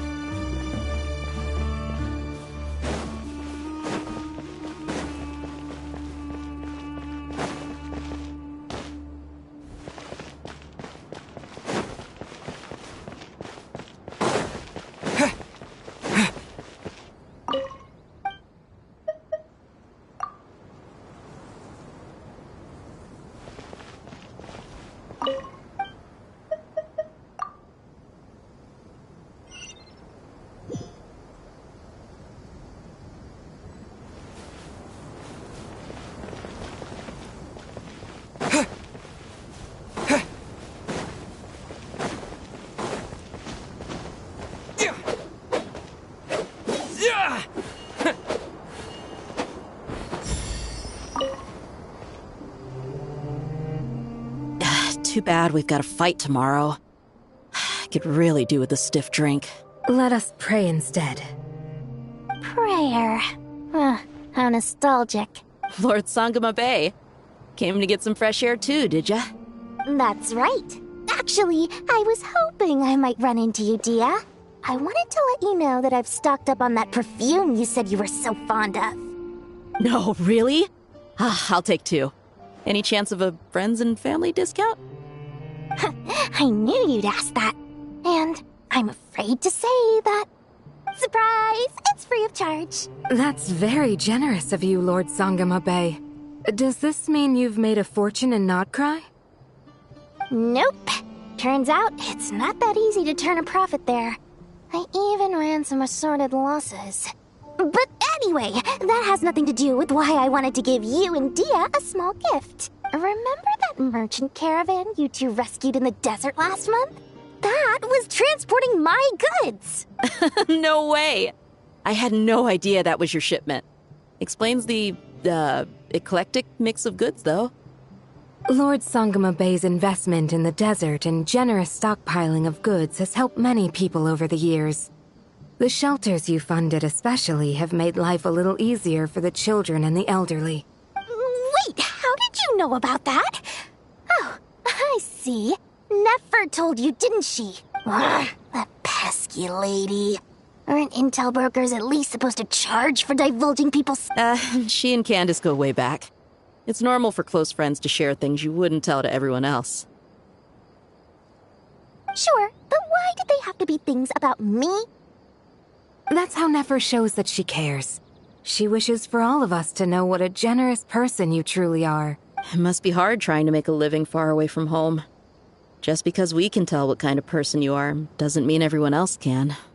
Well, maybe her intentions were partly good, but I don't think that's the full story. I'm sure she enjoyed knowing how much it would annoy me. I'm telling you, Nefer's got a mean streak. Definitely with you on that. Does praying help you stay calm? Defending one's home is a just cause. My heart is filled with a mix of anger and hope. Anger. You know, being able to get angry is a good thing. It shows that you're in touch with the real world, and that you have the passion to pursue something you believe in. Oh, my lady? What are you doing out here? Just taking a walk to clear my head. And look where I ended up. Were you praying just now? Yes, Miss Dunyarzad. Would you like to join us? Come on, it's fine. She won't mind who you pray to. Oh, then sure. I remember you, Miss Dunyarzad. You visited my shop before. If I recall correctly, the god you worship is the Dendro Archon, correct? That's right. She is such a gentle and kind god. But to me, she is more than just a god I worship. I see her more as a friend. And so do many others. She's not some almighty god who reigns on high, but a genuine friend. Agreed. She's a wise teacher and a good friend. I spoke with several people during the evacuation. Everyone's aware that tomorrow's battle is one that ordinary people can join too. A battle to fight for our friends and our homeland. Oh, it makes me glad. I can finally do something for those who protected me. You've grown so much since we first met. Oh, a compliment? Ooh, more please. Thank you. My lady, you've always been a remarkably strong and ambitious person. It's indisputable. And that's not just a compliment. It's a statement of fact.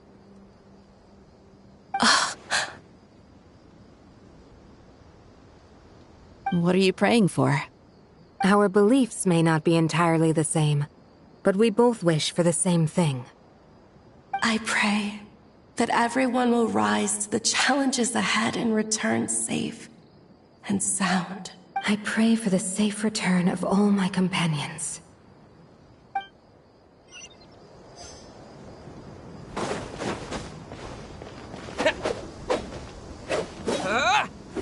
Scorch and burn! Yeah! Yeah!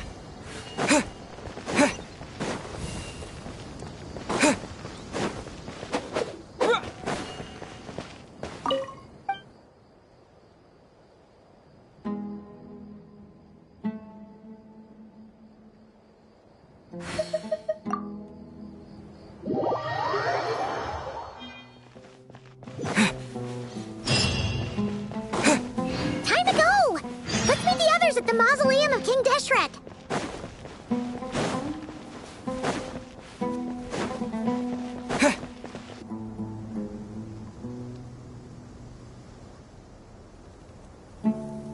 I have not felt this way in a long time. Standing up high, gazing out at the rolling dunes, one cannot know what freedom truly means without first losing it. The Golden Slumber truly lives up to its name as a dreamland. Though desert sands exist there too, no mirage, no matter how glorious, can compare to true beauty. Dendro Archon, what is on your mind? I was wondering whose counsel I should seek on the questions in my heart. What kind of questions? So many. More than can be put into words. As I once said to a friend, we look, we see, and we comprehend. But the question still troubles us. What are the many disasters that this world faces but the sum of all irresolvable questions? The biggest question you should be asking is how to seize victory. Yes. Although, I would express it differently. I must not fail. And so the question I am most curious about now is whether the path to victory will be an arduous one. What we declare to be a young sapling, we may, in fact, find to be a towering tree, if we would only cast aside our ignorance and look beyond the veil of time to see her true form. Nahida! We're here! Just in time. My preparations are almost complete. Ready when you are. We're here too. Miss Nicole! Miss Nicole! You run so fast! I thought I'd get a lot of exercise as a forest ranger, but I can barely keep up with you. Sorry, I got a little carried away. Lesser Lord Kusanali, the equipment is ready, and the modifications to Aru are all complete. As discussed during our meeting, Accessing Irminsul via the Akasha is no longer feasible at this stage. There are other options, it's just they're a little more extreme and more technologically demanding to implement. Maybe you should take it from here. The architecture and functionality of the Akasha terminals overlap considerably with Aru. There is reasonable evidence to suggest that one was developed based on the other, or that they both utilize technology of the same origin. As long as the transplant and merge operation succeeds, Aru should theoretically work on a scale greater than the Akasha and approximately equal to Irminsul. It will become the largest active computing device in all of Teyvat. A system this powerful is capable of a lot of different things. In the past, the Akasha was primarily used for one-way information transmission, but I suspect it could also serve as a central bridging hub. In the pursuit of greater knowledge, some scholars have attempted to connect their consciousness to Irminsul through the use of terminals, incense, and meditation. Correct. In academic language, scholars who reach that stage are said to have entered Satyavada life. Hypatia has performed this practice many times in the past, and she was once under my care for a period of time. Right.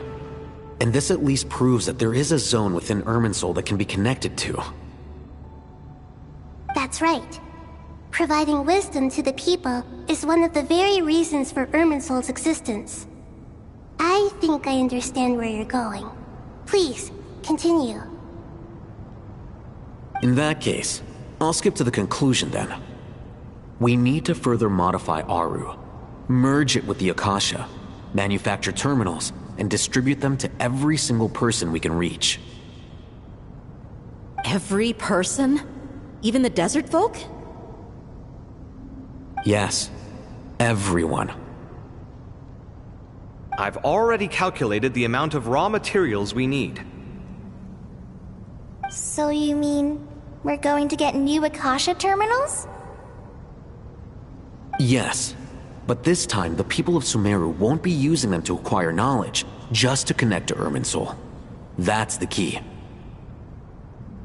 When we evacuated the city, we brought all the important assets from the House of Dana, in case we ended up needing them.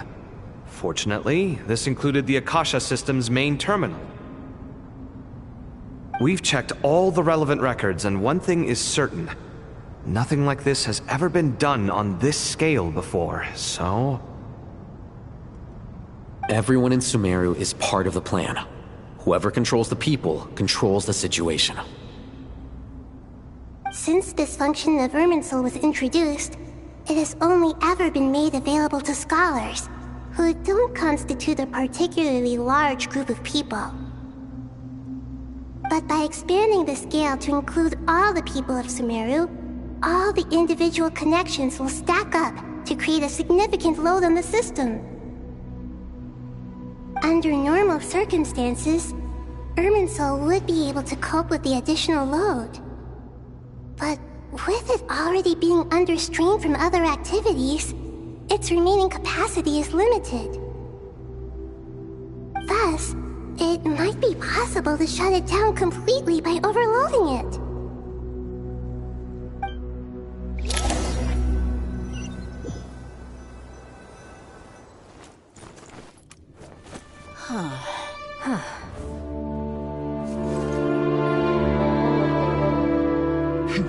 Counting down. 3, 2, 1. Are you ready? Ready!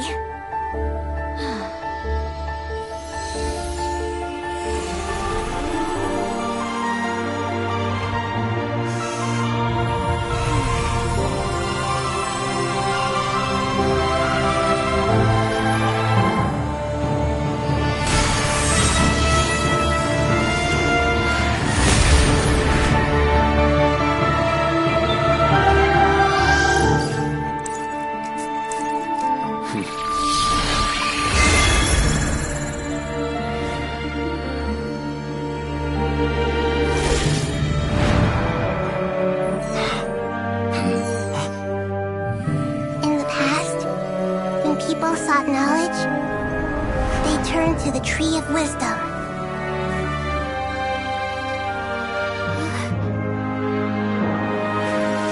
Today, we use it to save Sumeru and the whole world.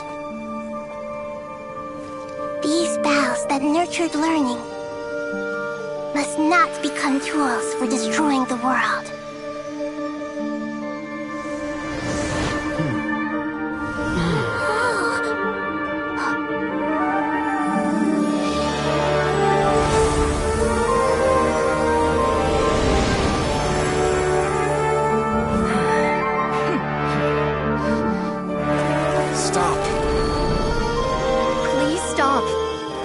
Transformation.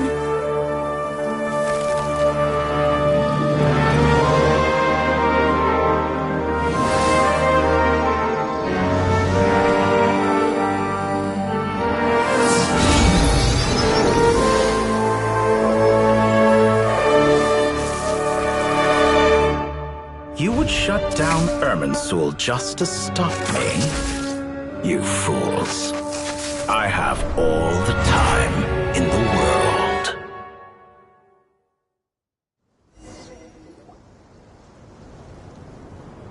Success!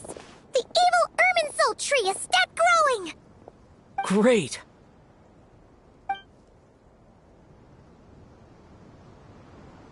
What a display of true courage! The courage to think and the courage to act! I never thought I would witness the shutdown of Irminsul with my own eyes. Perhaps this is human wisdom in action? Indeed, only humans could do such a thing. Gods are few and far between. What was once created for spreading knowledge is now used for another purpose. A rather ingenious plan. I am grateful to you three for your help.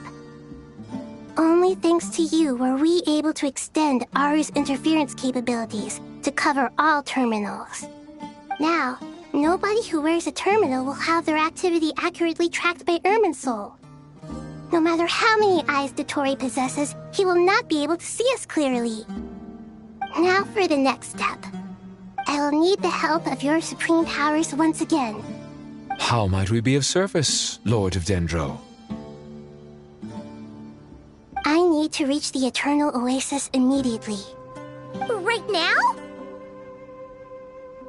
In that case, Ibis King, would you agree that this is a fine opportunity to dust off our old tricks? Never. I assume you have that chess set with you? You mean the one you gave to me as a gift? Asking for it back, are you? How could I? You misjudge me. I just wanted to show you another way you can use it. Connect to Safei Shatranj.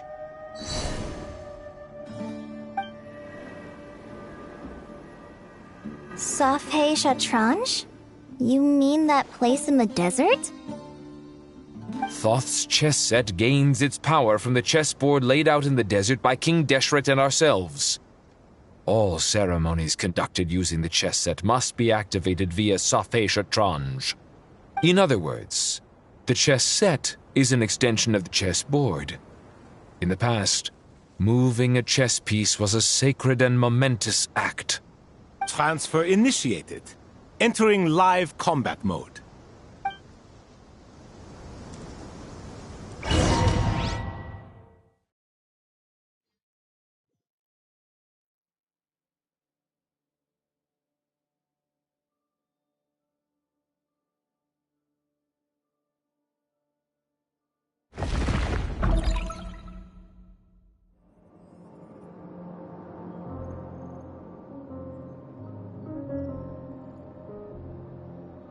We haven't heard a single word from our spy in the desert. I'm afraid he might have been captured. Never mind. But we spent years turning him. And a lot of Mora. Nothing comes for free in this world, but the loss is not without its purpose.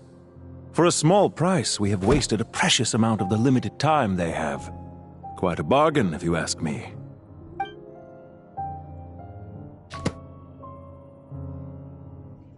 Understood. Weighing profit against loss is a necessary part of life.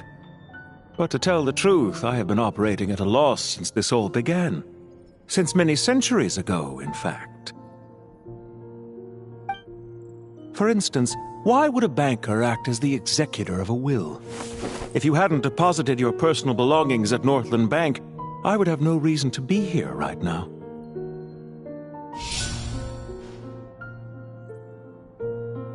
Dottore, I've placed your final data backup into the ley lines as per our contract. I trust we are now square for the safe deposit fees you paid. Is it not a little petty to split hairs like this, given our amicable relationship? I consider sound bookkeeping a matter of principle. Do not forget that you only live to see this day thanks to me. In fact, every day of your life since you met me, you've been living on borrowed time. Why, that's hardly a fair assessment. I will concede that my survival was perhaps at your whim, but I became a harbinger on my own merits. Managing money is not like other professions. Mine is not a role I could have acquired based on your recommendation alone, and certainly not one I could have lasted so long in without genuine ability. The information stored in the ley lines is quite comprehensive. Rest assured, I have not forgotten how strong your pride is.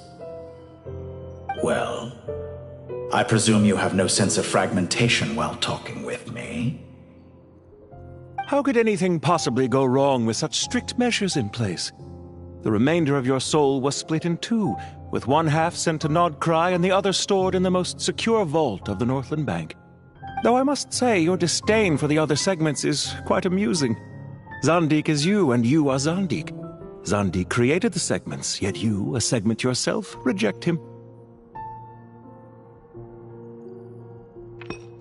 That is, Zandik, created segments of various ages in his later years. To achieve this, he had to freeze time and part with a portion of his soul. But as constructive as it sounds, it erases my uniqueness. If each segment is equally me, then by the same token, none of them are truly me.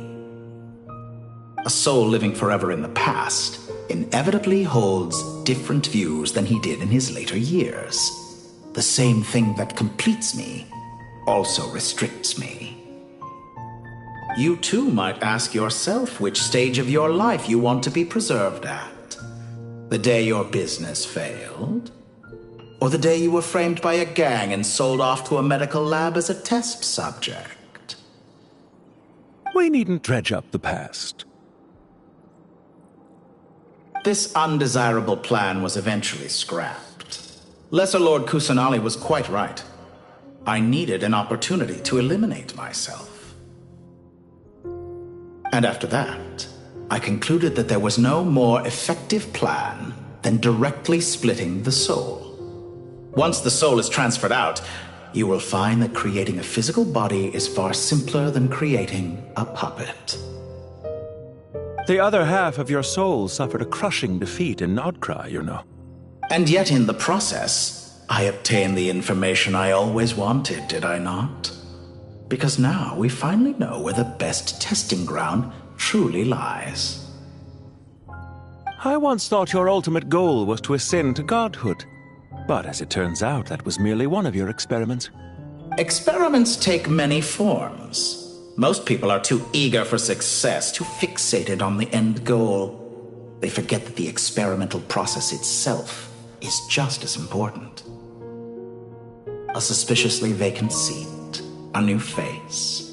I trust you can put two and two together. The reason it doesn't exist is because someone tampered with the record. What can I say? After all your efforts, you really did uncover the world's secrets. So, is the new world you promised a lie? No, it never was. I am glad to be able to control Irmin's soul from within. Now I shall attempt to create a new world inside the existing one. Almost everyone faces the prospect of death, but not a single person has ever been able to experiment unrestrained in the afterlife through sheer force of will. I am the only one to have overcome this enormous challenge. Would I not be letting the world down if I didn't make the most of the opportunity to experiment? Clearly, the dividing of your soul did not affect the magnitude of your ego. Out of all the versions of you that have ever existed, this you is the most insane and the most radical. Is that why you chose to work with me? Which was it then? My insanity? Or my radicalism? Could I call myself a venture capitalist without a suitably ambitious plan to invest in? Yours happened to fit the bill quite perfectly. Well then, I must say, while I am surprised enough that you showed up at all, what surprises me more is that you chose to present yourself as my former subordinate, and not as the banker Pantalone. Why make things harder than they need to be? Exposing my true identity in a situation like this would only serve to destroy diplomatic relations between Snezhnaya and Sumeru. I daren't imagine the consequences. Showing up in the name of the original antagonist gives you the recognition you rightly deserve, while also being sensitive to Snezhnaya's predicament. It was an easy win. As for why I'm here, if you're suggesting that your credit is in the negative, I won't argue with that. Many people say that about you. I'd argue that a significant factor in your willingness to cooperate is the fact that you have but a few years of life left after my death. Living and dying together has a way of binding two parties together rather closely. Is it not true that a relationship should be judged by both the positive and negative returns it yields? So some of what I said actually made it into your head after all. It's true that I hope you don't die too soon, but don't you find that a strange thing for me to say? After all, you've already had quite a long life, especially for a human being. Let's not pretend that you're any more innocent than I am. Are we not the same in this regard? We both despise the existing laws of this world, and neither of us enjoy being under anyone else's control. Is it really so greedy to want the world to operate by a new set of rules? Of course not, my dear friend. And as I've said before, mutual interest is the foundation for the most reliable of relationships. You can attest to that. I just hope there never comes a day when I have to work too hard to prove that. Regrader, sir. People have been spotted approaching Sumeru City. How strange. Despite your access to Irminsol's data, it appears the soldiers noticed before you did. They must have found a workaround. Well, Dottore, I trust you know what this means. The fact is... They're coming. They'll breach the city gates any moment now. But even so, I would say Irminsol is a wonderfully convenient thing on the whole. If you do manage to create a new world, perhaps you could plant one outside my office, too. I'll consider it. What do you need me to do? Stall them? The experiment will take time. Stall them for as long as possible. Very well. But you're really asking for the moon here. Have you heard this story? There was once a guilty man, kneeling in the center of a church while an angry mob outside waited to bring him to justice. He pleaded with the gods, begging them to grant him one final request, the chance to finish confessing his sins before he was sentenced. Many suns and moons passed, seasons changed, and still his confession continued, as if he intended to speak until the end of time. Are you suggesting I worship you as a god? Or were you hoping that I might confess my sins to you? Certainly not the latter. That would make my life miserable indeed.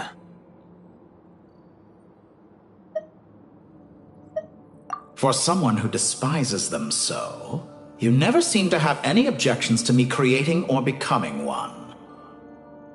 At first, I thought you'd be furious. Concerned I would terminate our partnership, were you? Not at all. You had reasons why our partnership must continue. Don't you find people's attitudes toward gods amusing? A god descends from the heavens and people worship it unreservedly, blindly following whatever rules are given to them. And yet, when they see an ordinary person gain godlike levels of power by virtue of their own hard work, they treat him with nothing but suspicion, even if he is a compatriot. Is that supposed to be a compliment? No. I was just thinking. I pity the man who would call you a compatriot. There's no need to be so self-critical.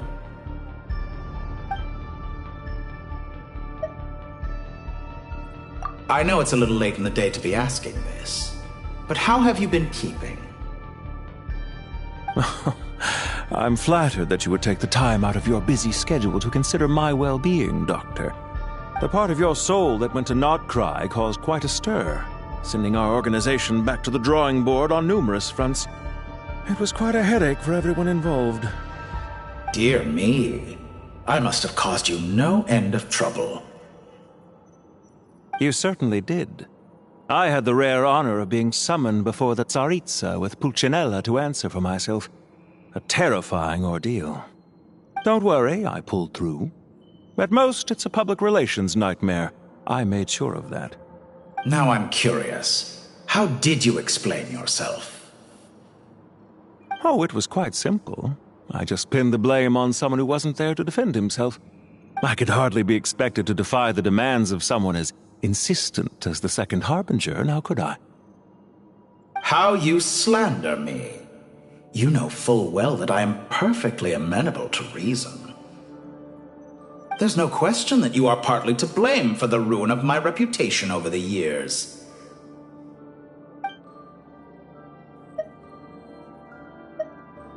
Do you have anything lined up for when this is all over? Hard to say. Field work always takes quite a toll on me, as you know. Once I'm back at Snezhnaya, I'll start with a well-earned cigarette. Why are you so eager to ruin your lungs after I went to the trouble of replacing them for you? If you have an issue with it, feel free to try to stop me.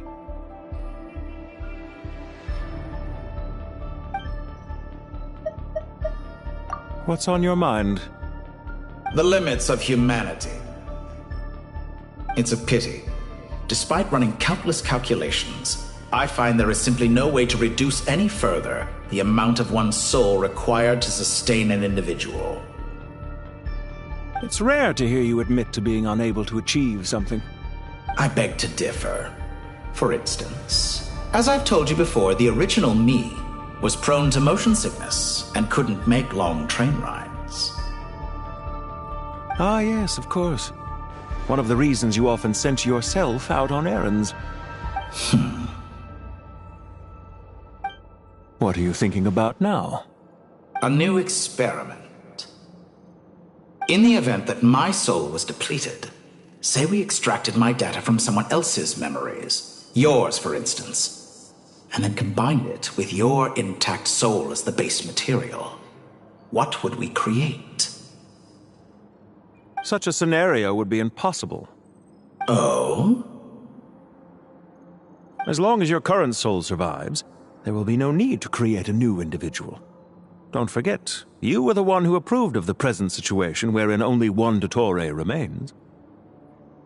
And if you ceased to exist, who would be capable of performing this experiment?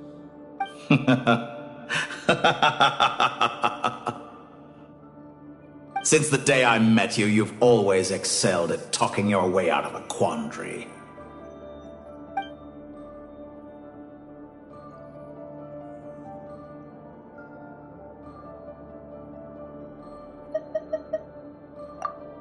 Isn't it a little too early to be saying goodbye? Not that I wish to keep you from your business, of course. Very well. Let's leave the conversation there for now.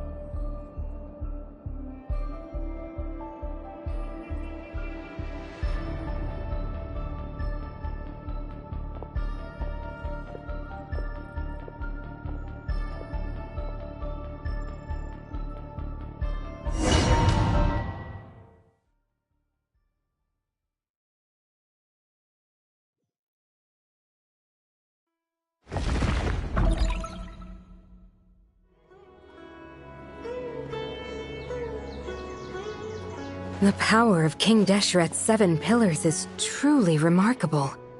With just a chessboard, you can move an entire unit across the material plane. Yeah, sets us up for a much easier fight. Really makes my day. The last time we stormed the city, it involved a lot more running around. I wonder how many people can say they stormed a city twice in their lifetime. I was just thinking that. I've definitely had more than my fair share of unusual experiences in my life. This is my first time here, actually. We never usually leave Gandharvaville. I hope this will be my last time. Does everyone have to chime in? Can't we just fight? What an amusing comment, my dear lady. Yet humans often alleviate tension via small talk, do they not? Whoa! Why is Candace's shield talking? Because the image on her shield is one of me. And I, of course, can appear wherever I wish to. Huh. Well, la-dee-da. Isn't that fancy? Could I get in on this? You wish for your gauntlet to speak? Why, certainly. Ahem. I think you'll find that it is I whose image is carved hereupon. Thanks. Definitely feel stronger now. You're welcome, my lady. I am glad to lend you my power. Sino, what's the situation? There are troops stationed at every entrance. As we expected. A frontal assault will suffice. Everyone, stick to the plan. We'll take the main entrance. You head for the House of Dana's side door. Move out.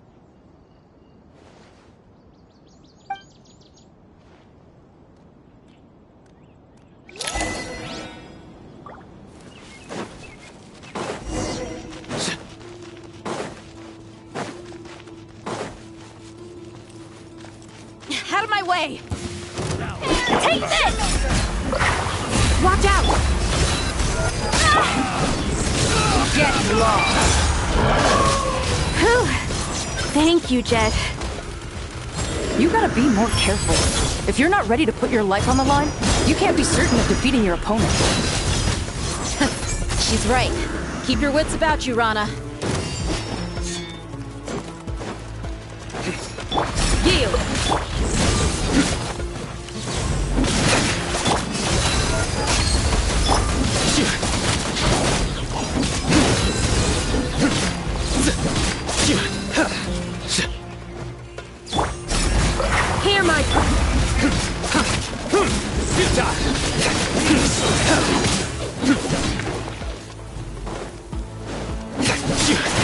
Judgment is upon them.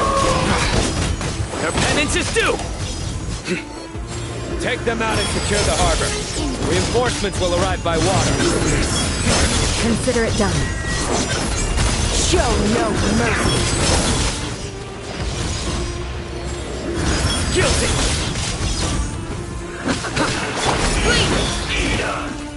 Let's get it on!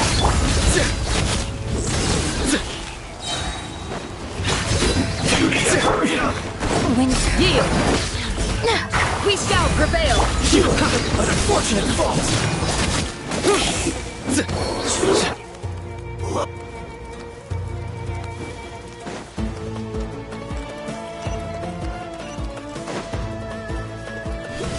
Looks like we're in. Change of plan. Buckle up! Surrender! Through me, justice is served! Your penance is due!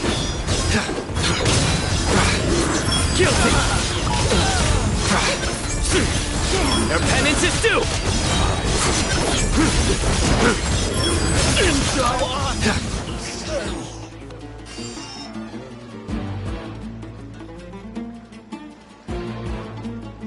Waterway secured. Brothers! Sisters! Perfect. Just in time. Welcome. Once we've linked up, we'll continue the advance. The team has arrived at the north entrance, as planned. Good. Press on.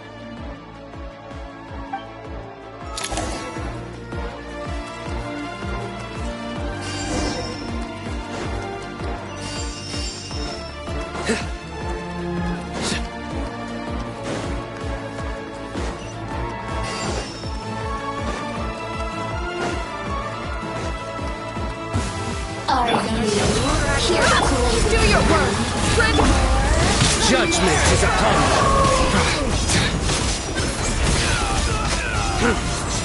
you! Guilty! Your penance is due! Guilty!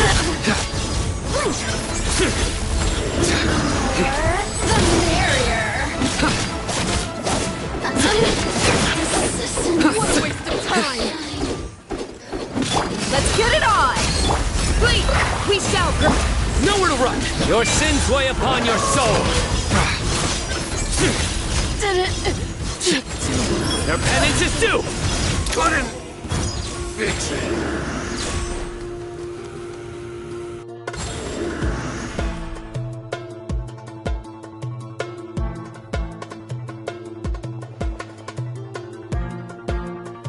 Look out! It's an ambush! Finally. We need to hurry. Take the middle road now. Mahamacha Sino, area clear. Don't relax just yet. More Fatui approaching from the right.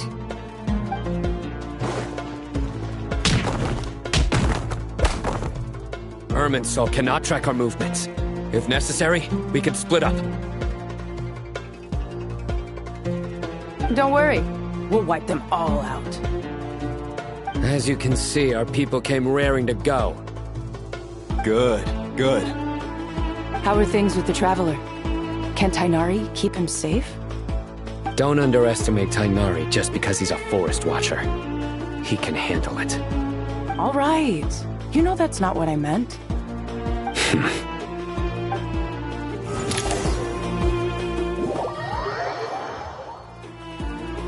Sino and the reinforcements have drawn the Fatui's fire away. It's our turn. By using a cluster leaf of cultivation, we can pass through certain terrain silently. Good luck with that. We'll just fly up there. Huh? Oh, yeah. I forgot you could fly. Ready? Ready.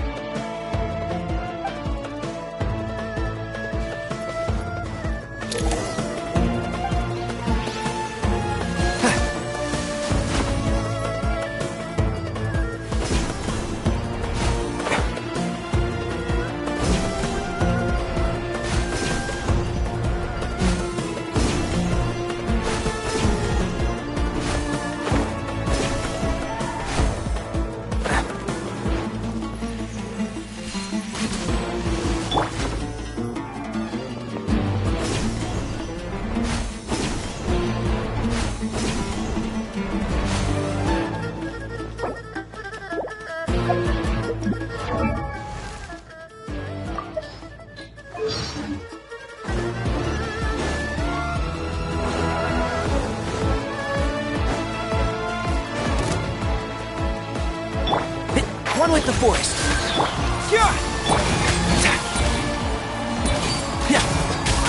Time for the big one! One thing after another! The wind rises.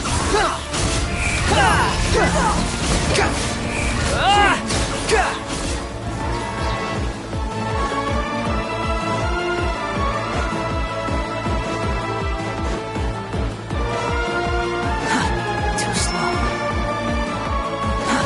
Too slow.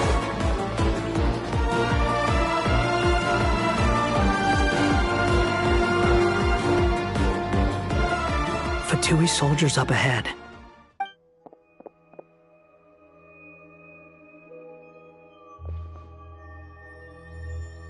Careful. Prepare for battle. Hey! There's people over there. You have some nerve showing your faces here in the center of Sumeru City.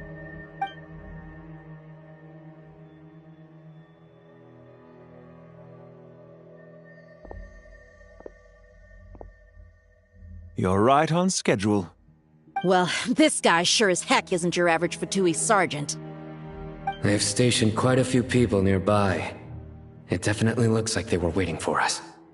But something feels off. Everything about this guy feels too deliberate. I highly doubt he's just a subordinate of Dottores. And he's no mere sergeant. Whatever his rank is, it's high. Much higher than we thought. So you've been waiting for us. But it looks like you're geared up for a conversation, rather than a battle. Very clever, General Mahamatra Sino. I know you're the one in charge of this siege, and I look forward to making a deal with you. A siege? Sumeru City belongs to us! Historically, yes. But things can always change. We have quite a sizable force with us, you know. For instance... There's a Fatui ambush at the north gate. Can you handle him? We can for now. Yes, I'm quite sure both sides can hold their ground for the time being. The battle has not yet reached its climax. But what happens next? Do you enjoy watching bloodshed? Surely some of those here are people you count as friends. Once a war begins, some people must die. I doubt you wish that fate upon anyone you know. Wait a second. It's a trick. He's not even there. Silence! He disappeared. What was that? A ghost? Curses! He was never there to begin with. That was just a shadow projected there to lure us in. Enough talk! Attack! I apologize for being unable to accompany you at this crucial moment, but I am compelled to leave for reasons beyond my control. Please excuse me. Sumeru's General Mahamatra is quite ruthless. It's a good thing I wasn't there in person. Your illusion held them up for a time just fine. But now that they have seen through it, they will realize you were just a decoy. Decoy or not, what matters now is that they will be heading your way imminently. Not imminently. They are already here.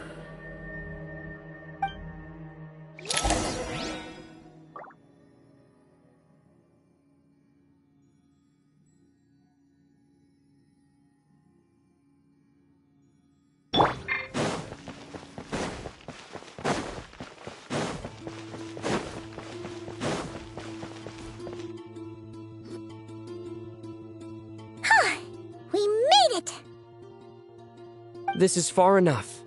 Tainari, you go help Sino. Don't worry about us. We'll manage from here. Are you sure you don't need me to stand guard?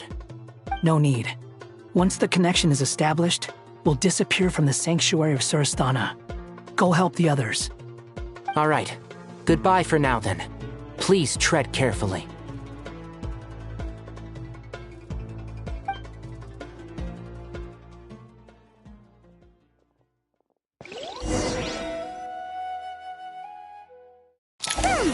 Now where's the interface Nahida mentioned? Come on! Found it. It's over here.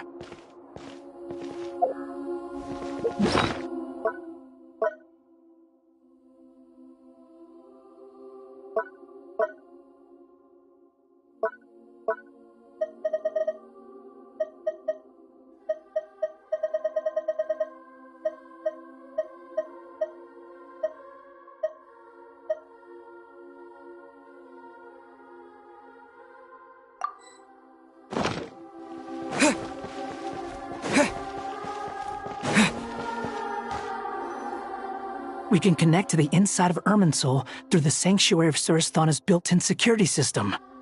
You should be pretty familiar with the process. Is it the same route as last time? For the most part. We don't need to adjust any of the parameters. Then I should be fine. And Paimon? Once you're both ready, we'll set off. Wait! The stakes are way higher this time, right? Maybe Paimon should stay outside and help the others. Then, you can focus on the fight without having to worry about Paimon. Huh? Why are you staring at me like that? It's nothing. I just suddenly realized how much you've grown. Hey, you've grown quite a lot yourself. Don't you two start getting into it again. Well, anyway, Paimon thinks she's pretty knowledgeable. Who's the best guide in Tavatigan? And don't forget, Paimon's a college student now. If we say Alhatham's not a weirdo, it's hard to explain how he came up with the idea of you applying to the academia. But for all that he counts, you're doing surprisingly well in your studies. Just goes to show how important it is to have someone supporting you. And Paimon's not the only one. Let's not forget that you only became a student because of Nahida's personal recommendation. That's fair. I have learned a lot in Sumeru. Oh yeah. Did you ever come up with that ugly nickname you promised me? What? No way! We're friends now! Paimon gave up on giving you one ages ago. Anyway, isn't Hat Guy enough of a nickname for you? Fine. Suit yourself. We need to go. Paimon, if you're staying, look after yourself. Will do. Paimon's gonna link up with Tainari and Sino. You guys are the ones who need to be careful. We will be.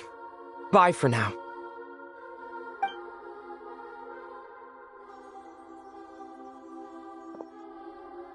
Initiating connection.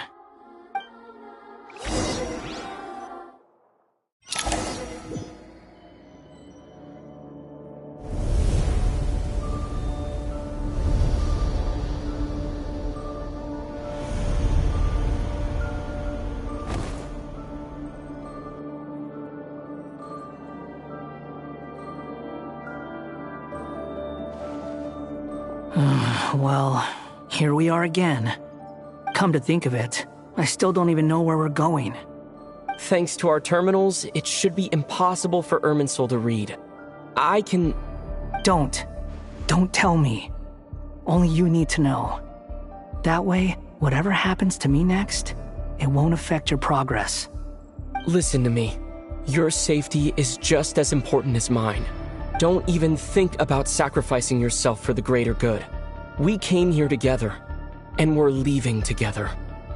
All right, if you insist. I won't argue with you.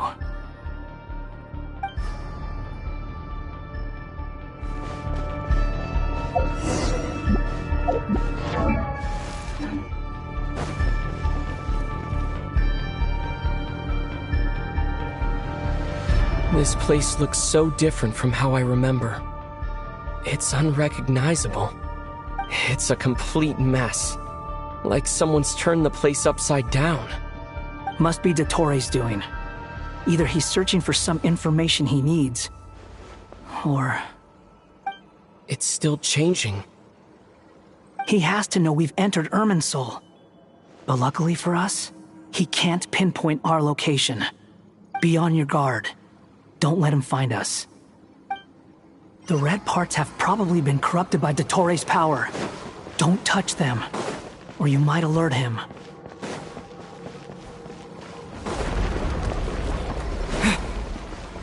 He's looking for us. Tread carefully. That wall could be a problem. Fortunately, it looks breakable. Give it a shot.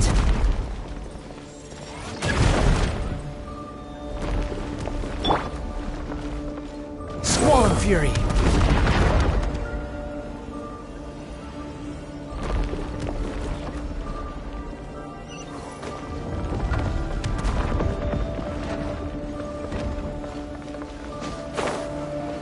The wind rises.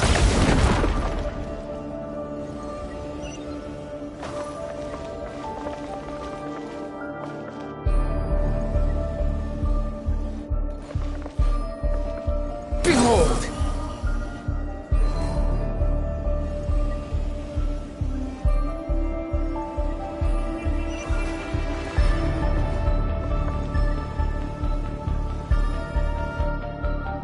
Squall Fury!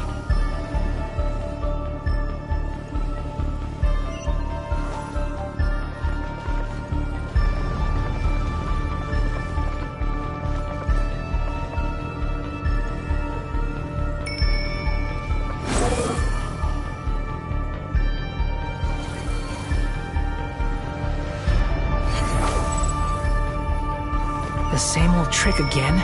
Are you kidding me? Let's handle it just like we did before. This cheap trick isn't gonna stop us.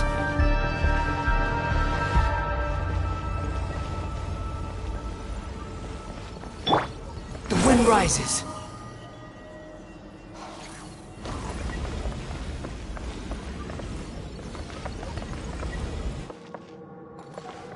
Squall Fury!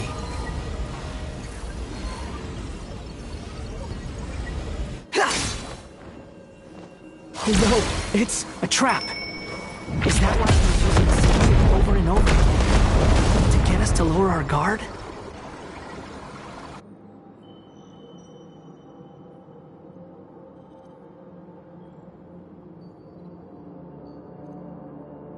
I'm trapped!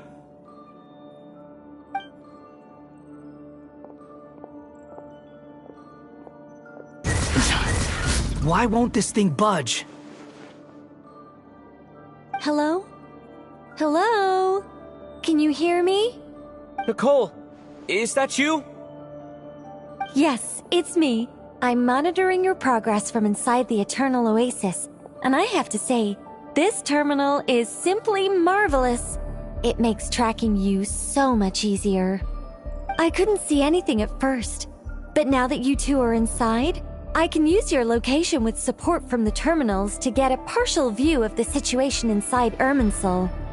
It's not the clearest image, but it's better than not being able to help at all. So, here I am. I can't intervene directly, but I can help to guide you out of the jam you're currently in. So please, just follow my lead. Dottore in his current form is a blight upon both Irminsul and the ley lines. Pay attention to your surroundings. There must be sources of his contempt. Is that one of them? Precisely. Take it out. Good work. But we're not done yet. Stay close, and let's see if we can find any others like it nearby. Behold!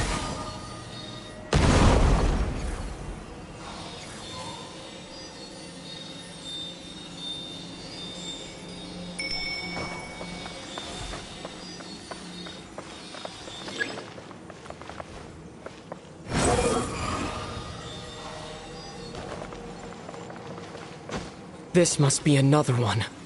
Agreed. Now... Oh, wait! Watch out! It's Dottore. I think he's found us. The seal is broken. Quick! Get out of there!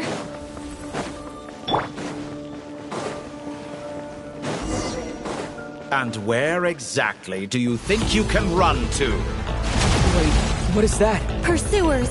That's gotta be it! Run! Don't let that thing touch you. Dodge that attack!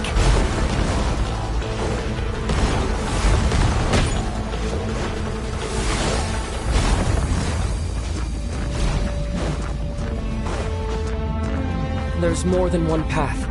Which way do we go? To the left. Trust me. Fleeing like vermin. What a pathetic sight. Hey! Watch yourselves. Stay focused. There's a cliff ahead. Jump! More of those corruption sources. Destroy them as you did before, and open the exit as quickly as possible.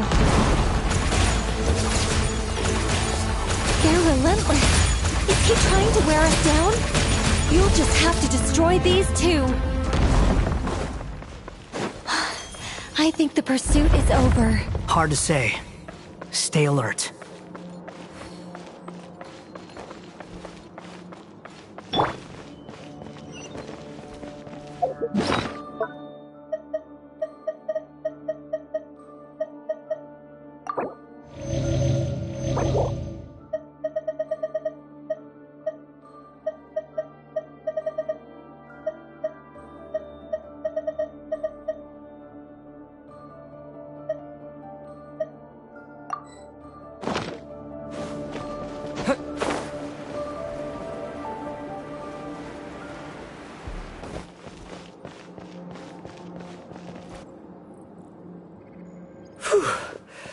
I think we've made it to relative safety. Phew, goodness. That was tough. You doing okay? I'll be fine. Don't worry. Take a short rest, and then... Nicole? Nicole!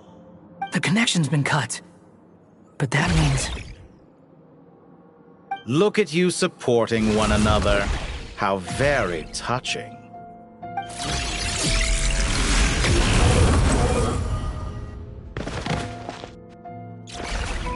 Dottore! Took you long enough to find us. You're more useless than I thought. Oh, really? I think I deserve a little more credit for my methods than that.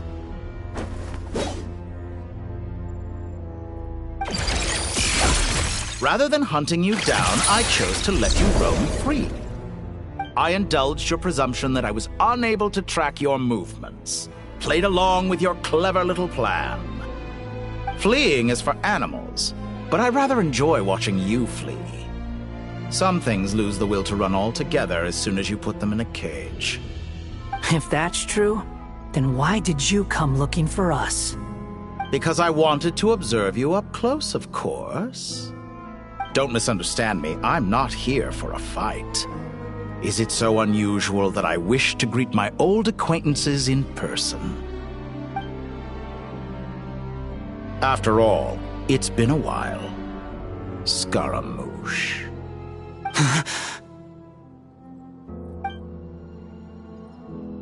Why are you so afraid? I have done nothing unprecedented in discovering the truth. Nor did I go to any great lengths to uncover your story. You made a bold series of moves in deciding to erase yourself. And with the power of this great chronicling device called Ermin's Soul, you were able to achieve something quite remarkable. Once most people form an opinion about someone, it tends to imprison their mind. Yet you managed to erase every trace of your existence. A novel take on death indeed. However, this meant that you stood out to me all the more when I saw you in Nodcry. I didn't even have to go looking for you. Just the sight of you was enough for me to intuit the truth. For someone in my position, connecting the dots was a trivial affair. It would have been more surprising if I hadn't managed to piece it together. You seem very pleased with yourself for figuring it out. I'm sure you'd even be more delighted to learn the full extent of your crimes. That would hardly be necessary. Besides, isn't there something that concerns you more right now? Something that fills you with dread? Let me put your mind at ease. I have no intention whatsoever of restoring any of the records you deleted. For one thing, it would be exceptionally difficult. But more to the point, I doubt that the prospect of losing your current life is all that frightening to you. Because in your case... the cruelest twist of fate is that you'll never again have the chance to make up for any of your mistakes. Isn't it? Dottore?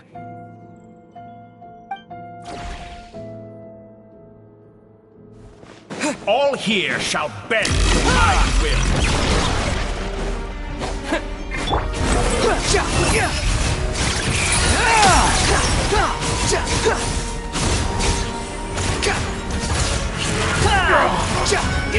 I'm afraid you'll need to do better than that to take me down. I expected you to have grown stronger. Ah, how foolish of me. I forgot that you lack any means to increase your power. You will pay for everything you've done! Oh, will I now?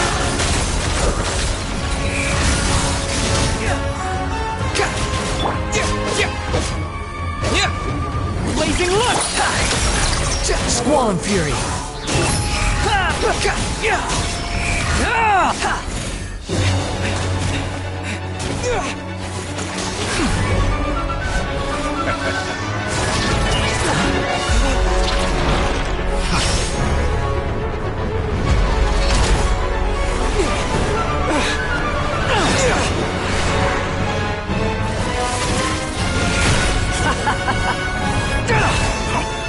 Does the prospect of death amuse you? I can ask you the same question! I'll distract Dottore. You focus on the mission. Got it!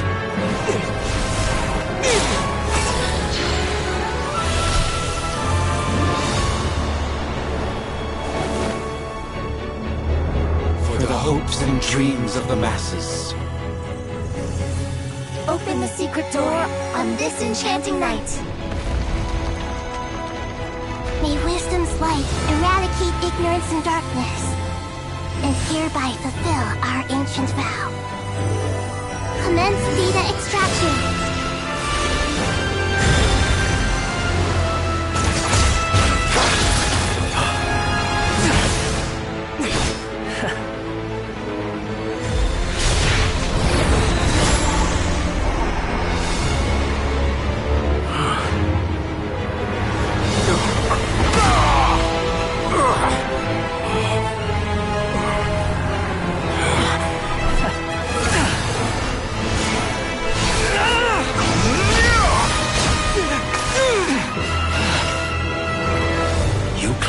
Outdated ideals and stand in the way of progress. You will pay for interfering with the grandest experiment of all time.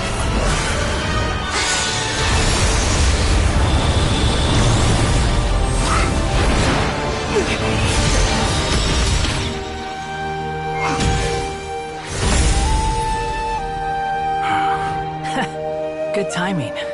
Dottore, as clever as you are, you fail to understand wisdom. Wisdom takes many forms, but the path you have chosen eschews them all. Huh.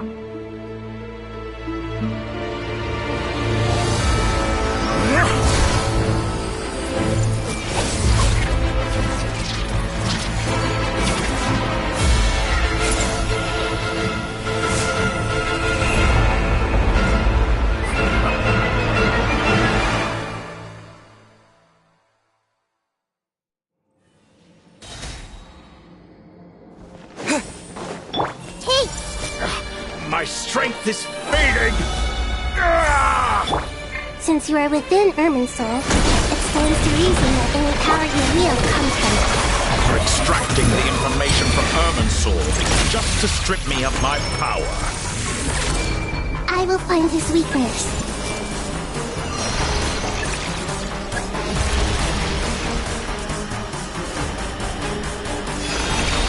Hey!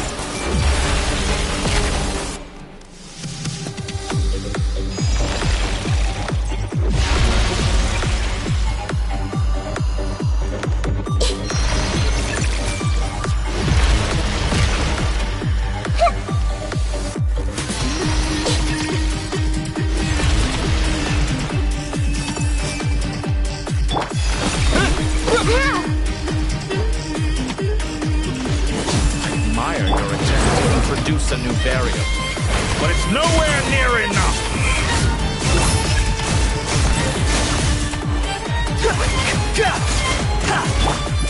Committed to me.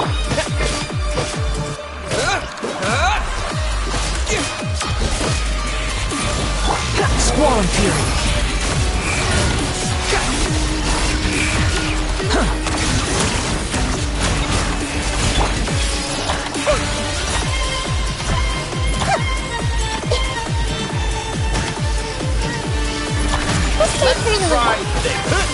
Muso no Hitotachi! Blazing light! The wind rises. Bow your head! You're so close. Just hold on a little longer. I'll hold him up. Traveler, Hat Guy, the rest is up to you. We certainly have a knack for surprising each other, don't we? I'm just getting started. It's time. Say your prayers. Stay on your defensive, but watch your back.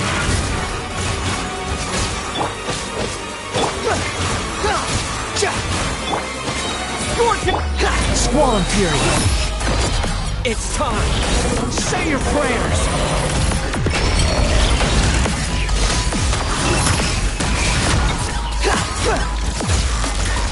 Let's try this. Muso no Hitotachi!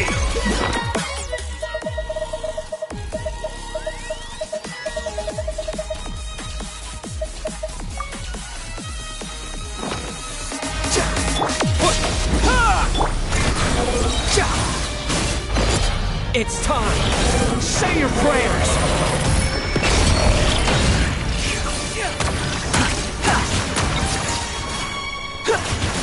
Burn all before you! Blade of the primal blade! Blazing light! It's time. Say your prayers. Finally.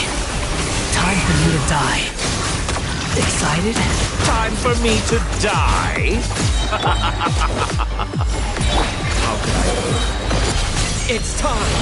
Say your prayers.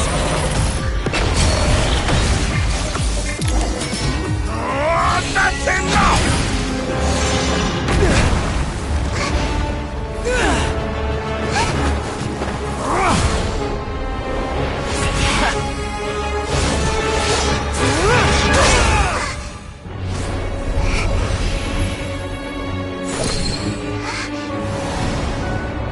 It's all yours.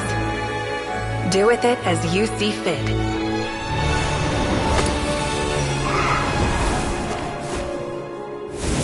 Just as you say, this world is home to some archaic things.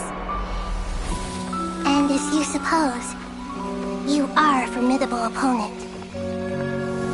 You have long coveted the secrets of wisdom. So now, I will demonstrate true wisdom in action. I invoke my supreme authority as the keeper of Irminsul. Commend me or condemn me, but give your verdict now!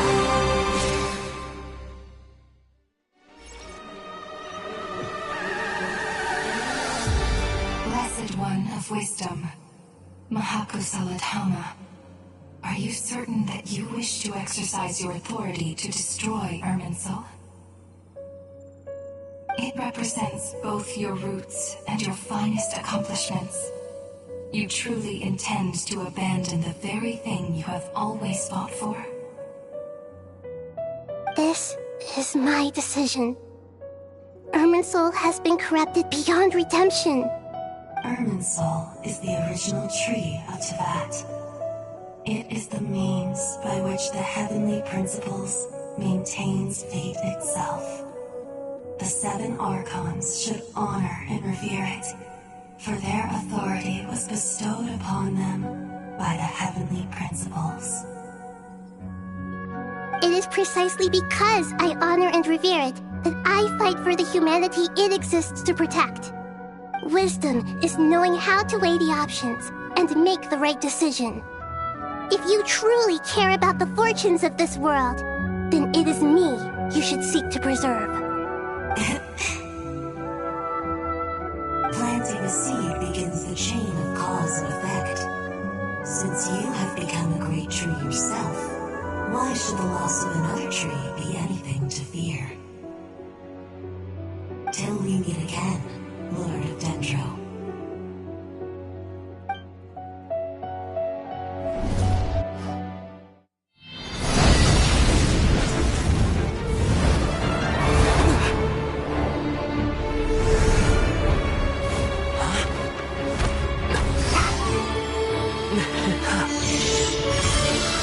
The first flame. The pure, cleansing fire.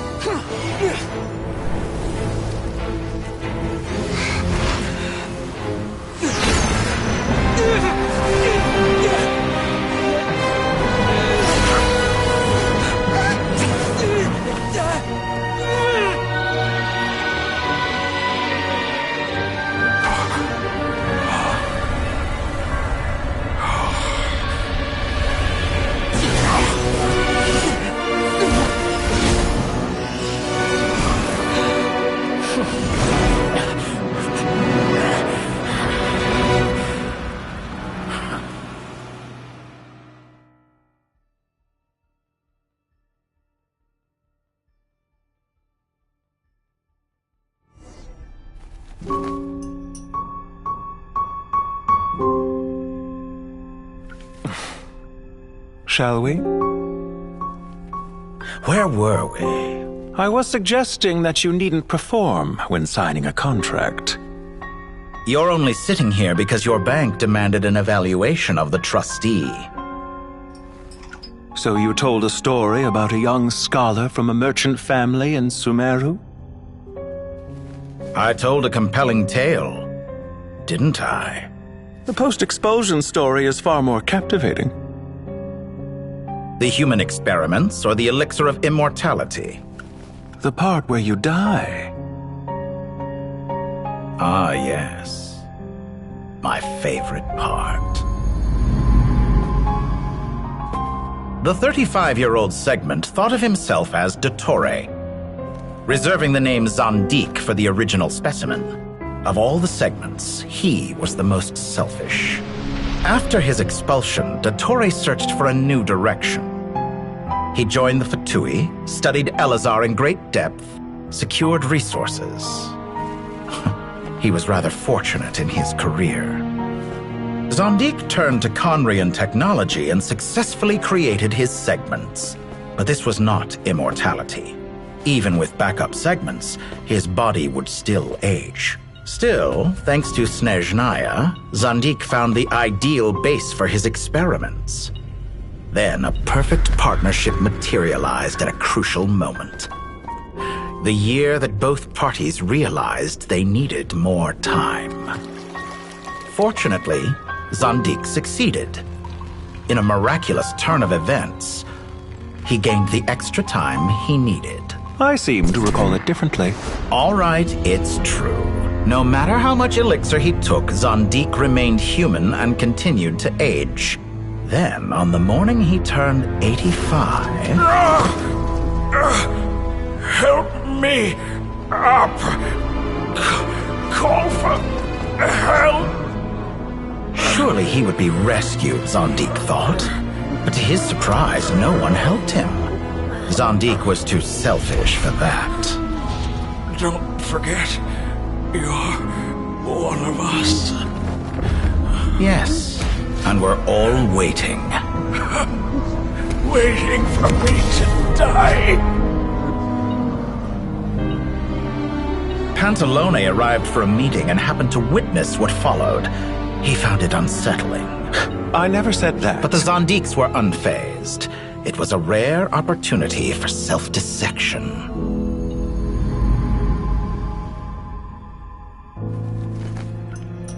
What does all that have to do with you depositing your data at Northland Bank?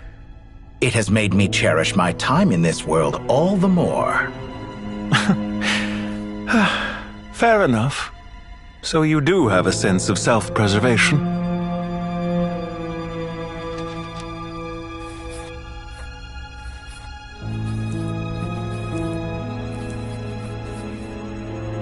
What do you mean? You're hardly normal, and you don't cherish life. You just don't want to admit defeat in the limited time you have. Even so, don't I deserve an interesting ending? I'm counting on it.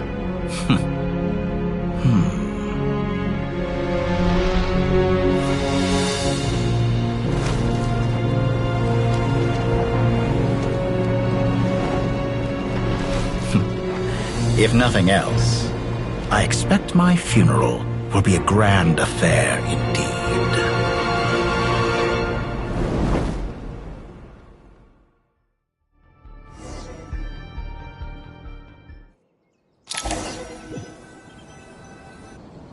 What a magnificent fire. In Snezhnaya, we light fires to ward off the cold. Fire, it seems, is antithetical to ideas such as cold, frozen, and unchanging. Perhaps it has always been that way.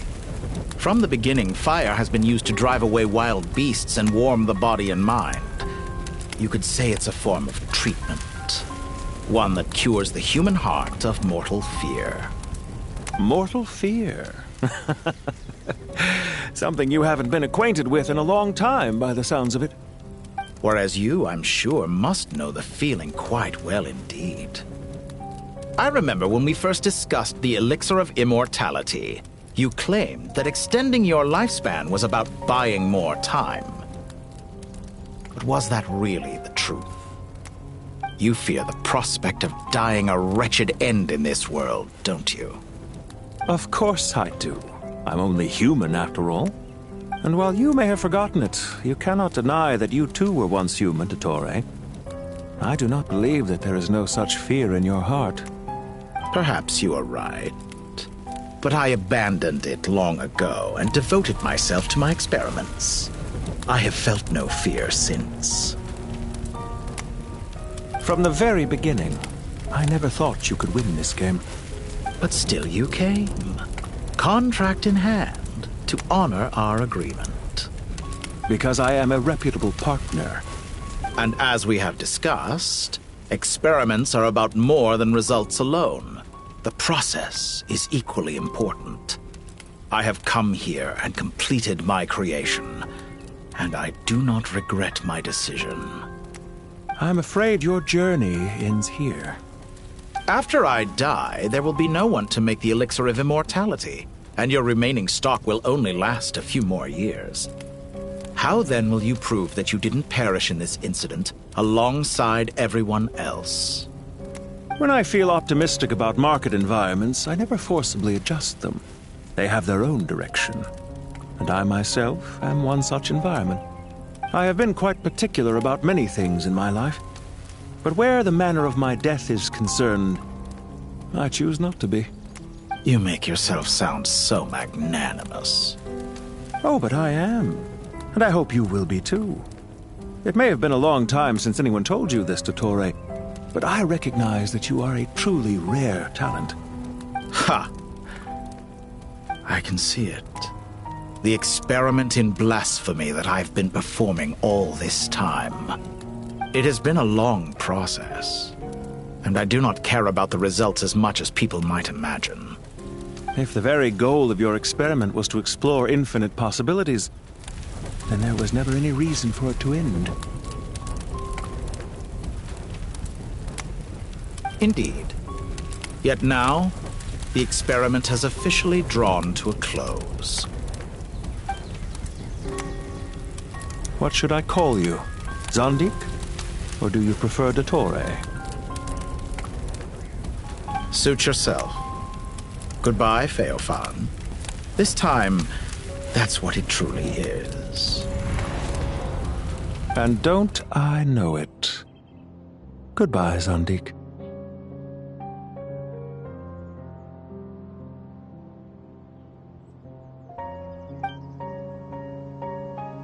I could have carried out many more experiments. But to me, Lord of Dendro, this outcome is certainly not the worst. I believe you. But unfortunately, this is where it all ends for you. This experiment does not belong to you, nor do any of the results. Experiment. It sounds like you're trying to outdo me in my own field. Wisdom is conveying information in terms that people can clearly understand.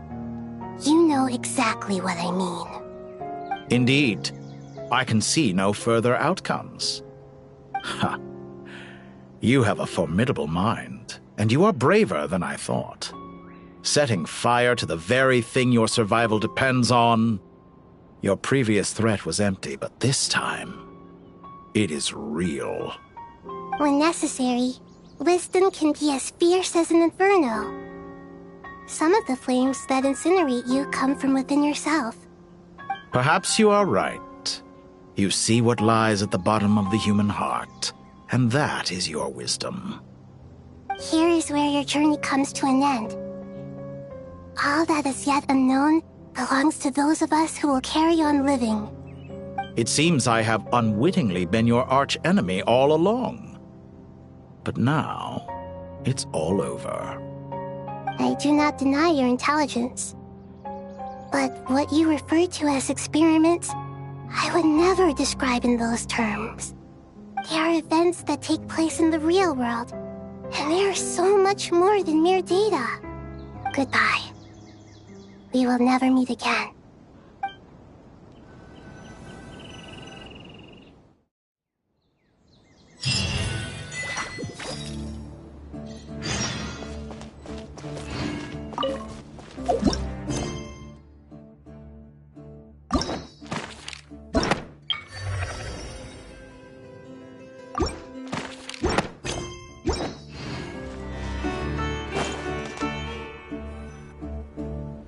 Well, that's the last of them.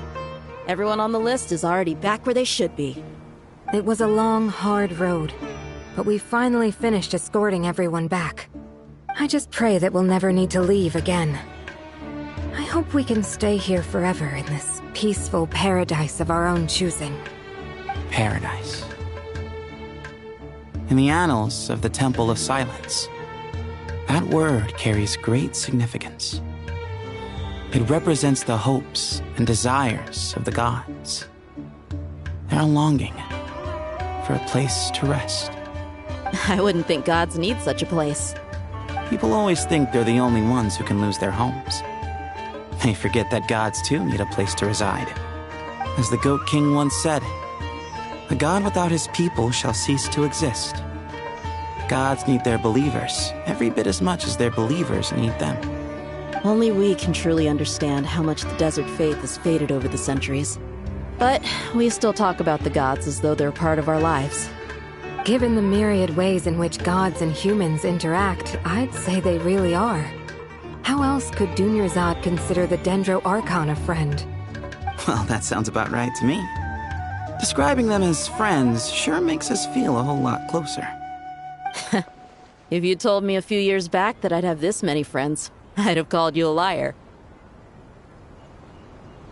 Belief is a choice, just like friendship. We've made our choices through battle. The right ones, wouldn't you say? I'll be heading back to the Temple of Silence. I heard the Goat King and the Ibis King decided to pay us a visit. How about you? It's back to Aru Village for us. Still plenty of supplies to distribute and people to help. Until next time, old friend. As long as you can find the time, you're always welcome to visit us in Aru Village. Right back at you. Make sure to drop by the Temple of Silence the next time you're free. Word is that 2 of the other 7 pillars, Shezapank and Bennu, might also be dropping by. Since you're wearing the symbols of their power, it'd only be fitting if you came to see them for yourselves. Dropping by? That makes it sound like they're visiting a neighbor's home. Well, the temple was founded by Hermanubis, so I guess to them, that's exactly what it is. Guess that's true. All right. We'll make sure to find time to stop by. Stay safe on your journey home. I will.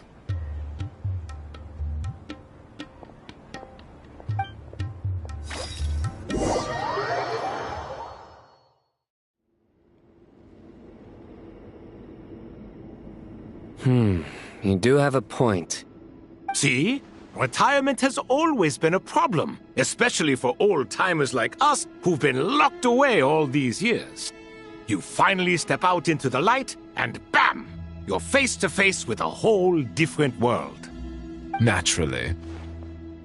What do you think, Layla? Huh? Why would you think to ask me?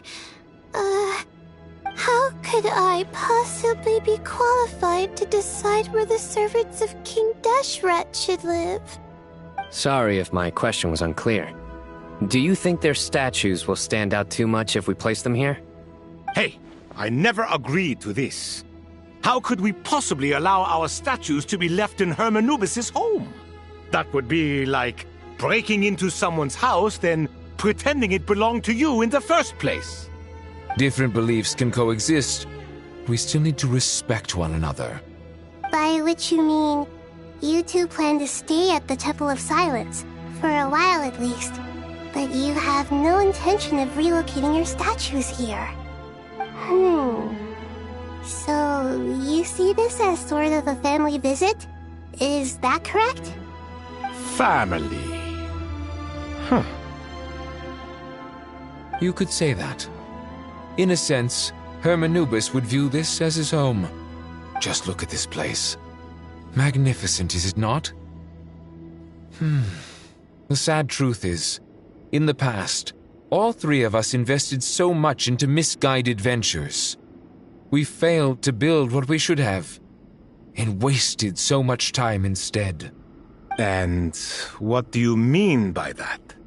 I mean that for the most part, time spent associating with the likes of Sobek, and, let's say, Thoth, might reasonably be considered wasted. Why does that not surprise me? Go on. Anyway, given how much time we'll all be spending together, I'd say that the bonds we built will end up proving to have been a sound investment. Once Sethos, the current leader of the Temple of Silence, returns, you can discuss the matter of staying here with him. But judging by the expressions of everyone here, I imagine you'll receive a very warm welcome. This sacred ground houses untold knowledge, after all.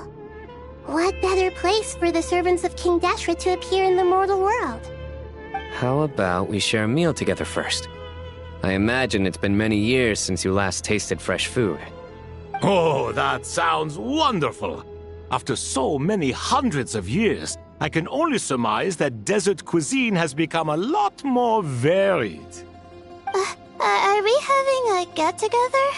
If you'd like, I can help prepare some food. After all, Lord Thoth, you helped me so much in the desert, and I still haven't properly thanked you. Oh, my, that would be wonderful. I'm touched that you still remember. How the times have changed! To the people of today, it seems the Ibis King has become a kind and passionate god. And you, Mr. Herreshoff? What kind of god do you wish to be? To be honest, I haven't given it much thought. How about you, Dendro Archon? Do you have any hopes for your future? Me? I'm very happy with my current life. Forgive my bluntness, but you do not seem to derive your authority from majesty and might, like Lord Al-Ahmar. Clearly your approach has its advantages, but also its dangers, don't you think? I do, but projecting a majestic front doesn't really suit me. Besides, my relationship with others isn't simply one of a god and her people. Not putting on airs might earn you more adoration. Exactly. Besides, I really like parties where everyone brings their own food, and we all come together to share. You should join us. I'm sure you'll find it fun. Last time when we got together for a picnic near the Avidia Forest, it was quite the occasion. Seeing as you're already here, how about we hold the next one in the desert? Can we do that? Wouldn't Tainari have to transport a ton of drinking water? Don't worry, I can help out. Layla, would you like to join us next time? Me? Sure. The more the merrier. That way we... Don't take this the wrong way. I just think you should know. When it comes to passing the time, chess is more our thing. In that case, Dendro Archon, what do you say? If I were to compete against you, I can't say with certainty I'd win, but I certainly wouldn't mind giving it a shot. Where's Sobek? I'm sure he'd be good for a few rounds. Cards, cards, cards! I'll always prefer chess. I wonder what variant of chess we're talking here. Mr. Thoth, is there some sort of astrological significance to this game? Oh, I'm glad you brought that up. As long as the leader of the Temple of Silence agrees, we can search Hermanubis' place for books to teach you how to play.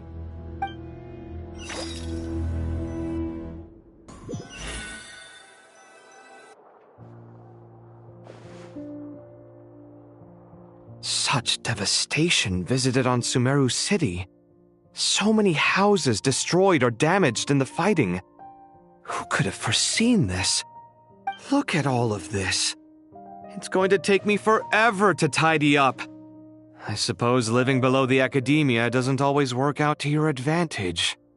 I would have thought a little appreciation of my sincerity and effort in helping to clean up this mess might be in order. Helping? Effort? This is your house! Of course you should be putting in the effort! If anything, I'm the one who's helping! So you see yourself as just a helper in this situation. I must admit, I'm rather shocked. If you're trying to say that since I live here too, I have an obligation to tidy up, fine, I suppose I do. Wait a second, stop changing the subject! Nevertheless... In the wake of a great storm, a missing roof is a predictable inconvenience. Can you stop making it seem like I care more about this house than you do? Doesn't it upset you at all to see your home in this state? I won't pretend it's ideal, but that's no reason to be upset. This is the roof over your head, your shelter from the cold. The furniture is scattered, the paintings have fallen off the walls, the windows are shattered. Don't you feel even a little disheartened? The way I see it, these problems are easily solved. Ugh, this is precisely why I hate talking to you about sentimental things. It's like banging my head against a wall. You simply don't understand just how much work goes into making a proper home. It sounds like this is causing you a lot of anguish.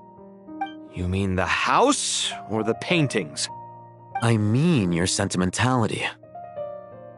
Oh, well, yes. But I'd rather not dwell on such things right now. Generally speaking, when anguish becomes the norm, people usually make an attempt to improve their situation. But there are so many people and things in life that are difficult to change. It's not like you can force them. Besides, anguish can be a source of inspiration. And I'm not sure I could break my reliance on it. I'm glad you're able to make yourself think like that. What kind of a response is that? I was stating a profound truth about the very nature of art. Suffering is the cradle of all creation. Even you can't deny that. And I wasn't trying to. I'm just happy for you. Pure and simple. Can't you tell? Happy about what? Happy that you can always find an answer that backs up your views. You... More often than not, life is a process of running into problems and then searching for answers. Yours more than most. Not everyone's so good at justifying things to themselves. It's something that you've been steadily mastering. Huh. What about you, then? What skills have you been mastering lately? Pass me that box. Huh? Okay. You may consider this my progress on the path to mastery. What? Wait a second. Isn't that box mine? Hey, it is! It must have fallen off that shelf! I'll hate them! Those are my paints and inks! Would you like me to put it in your bedroom for you? Huh? I mean, sure, if you don't mind. What kind of progress is this? Does he think he can bribe me? Not that giving me back my own things is much of a bribe. These books on the floor, they're a complete mess. And this one, didn't he say it was an out-of-print collectible? It's completely covered in dust, and some of its pages have even fallen out. Ugh, guess I should help him repair it. This one too. And this one.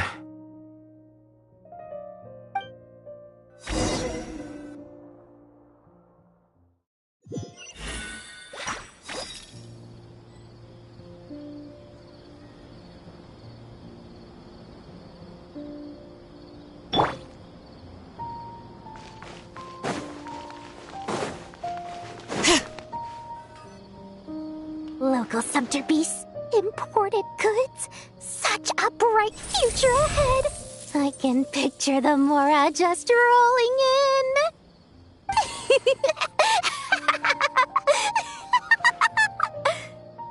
You do realize you sound like a choking cow? It's called being imposing. Can't you feel it? Are you not intimidated? Oh, I'm positively shaking in my sandals. What commands do you have for me, oh mighty Lord Sangama Bay? You've got a lot of nerve, Nefer. You went and told Candace and the others everything, didn't you? Seriously, do you have any idea how differently they see me now? Surely that's a good thing. I presume they're more disposed to actually like you now, maybe even view you as a friend. You traded my secret for sympathy! Thanks to you, I've lost every last shred of my mercantile majesty. How am I supposed to make anyone think I'm a big, scary investor now? The dark days of Lord Sangama Bay are behind you. Why not take this chance to make a few honest friends? Speaking of friends, since when did the notorious Lady Nefer gain such an admiration for holier-than-thou types? A moon chanter here? An angel there? Who'd have thought it? A coming together of fates, nothing more. No need to throw around accusations of admiration. Forget it. You're right about one thing at least. Making friends is never a bad thing for a merchant. So, I really took a loss this time.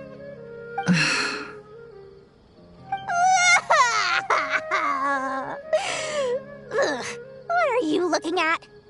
I'm trying to see if you're really crying or if those are just crocodile tears.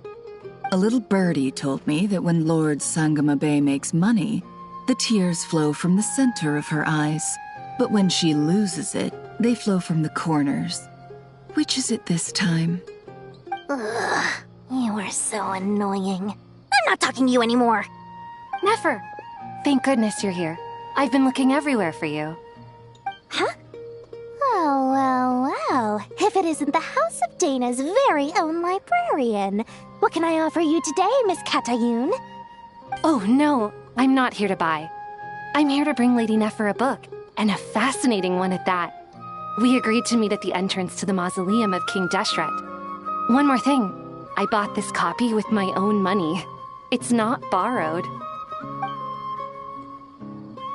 Reasoning knows not time of day, but suspense always follows a blizzard. That's quite the mouthful. Huh? Isn't that the one that... It was all the rage for a while. People throughout the city were clamoring to get their hands on a copy. The names inside were all circled. Everyone thought it was a riddle. Don't bring up that book in my presence. I don't even want to hear its name. That thing was nothing but a scam. Surprisingly enough, I've actually heard of this book, though it doesn't seem of much consequence. So what truth lies behind it? You're from the Vahumana and you're asking me what the truth is? I'd say the actual truth was about the least important part of the whole episode. I brought you this book because it probably has the most interesting backstory of any in the House of Dana's collection, at least in recent years. As for its quality, well, you can judge that for yourself. Don't tell me it's actually any good. You may not know this, Lord Sangamabe, but Lady Nefer has a fondness for books with... how should I put this? Mixed reviews? No eye for good literature, huh? Perhaps she feels that bad books hide interesting secrets? But I shouldn't put words in her mouth. It's probably fair to say she prefers the conversations that books can spark over the substance of the books themselves. Suits my style as an intel broker, wouldn't you say? Very interesting, thank you. I'll return it to you once I'm done reading. And as it happens, I have something for you, too. Incense? I imagine you've already used up the incense I gave you last time. Here's some more. This batch is from Nodcry, so the scent won't be quite the same. Well, actually, I've been saving the incense you gave me. I couldn't bring myself to waste it without a special occasion. But I'll gladly accept this, too. And I promise I'll use it this time. Katayun, you haven't changed a bit.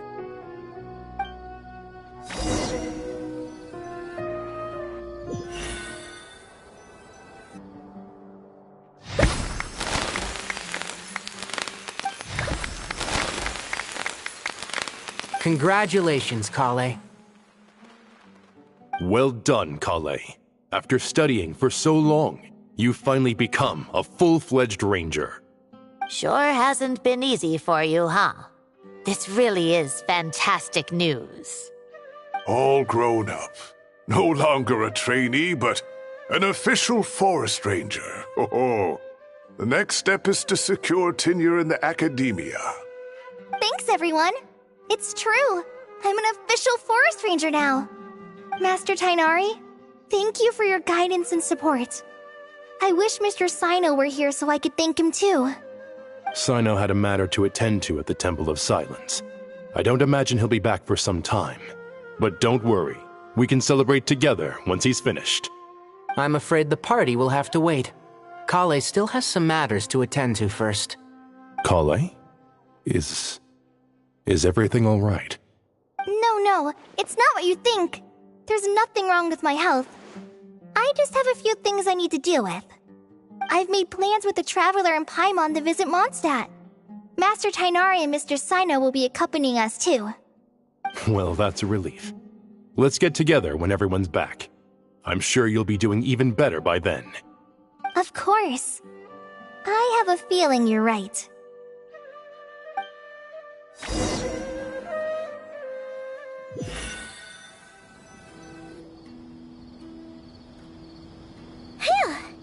After all that catching up on sleep and food, Paimon's feeling full of vim and vigor again.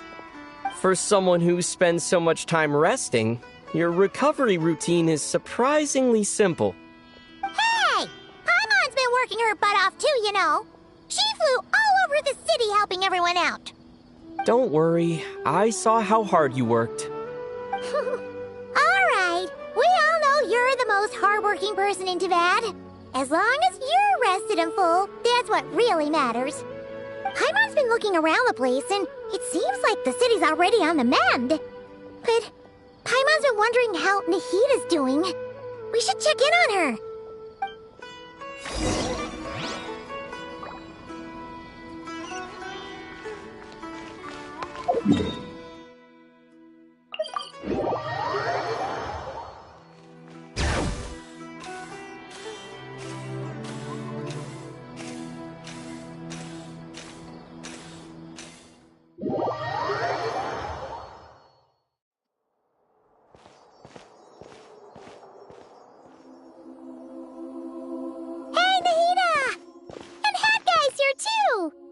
Traveler, Paimon! What's going on here? Nothing much. Nahita was just expressing concern for my physical and mental well-being. Oh, the Traveler told Paimon all about that. We've both been very worried about you. Are you feeling alright? You make it sound like I'm on the brink of some kind of breakdown. Truth is, I'm doing much better than you might imagine. If we can just get to the bottom of Dottoro's intentions, we can minimize his negative influence. That's the sort of thing I excel at. Just listen to that newfound optimism. It seems like having you enroll in the Bahumana was a truly inspired move. I can really see the positive influence. Observe, a classic Sumeru specialty. Chalking everything up to education and learning. To be honest, even I can sense the change in you. Everything Dottore said to you was a way to manipulate your mind. Fortunately, you're no longer under his sway. Can someone as old as me really continue to grow? If it helps, just think of yourself as a late bloomer. It's all a matter of phrasing, and it comes down to what standards you measure yourself by. For a puppet, developing at such an age is perfectly normal. But if you choose to call yourself a late bloomer, it sounds more like you consider yourself human. However you see yourself, well done. All right, I see what you mean. Anyway, what's your next step? What else can I do but complete my current courses? Everything else can wait. Anyway, that's enough chit-chat. There are still things in the city I need to help out with. I'll be heading there now.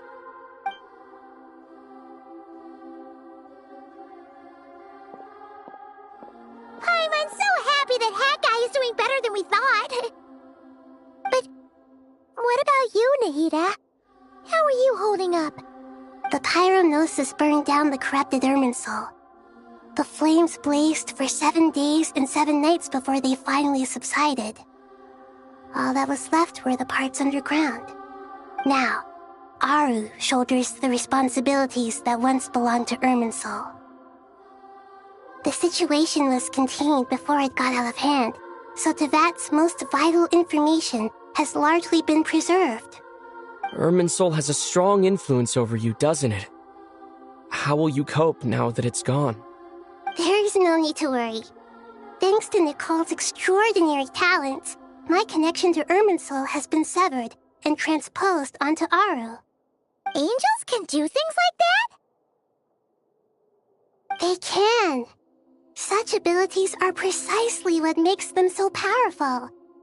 The goddess of flowers, Nabu Malikata, once claimed that she too could perform feats beyond the reach of mere mortals. In my eyes, much of what she went on to achieve reached such transcendent levels. Her and Nicole really are both fascinating and magnificent.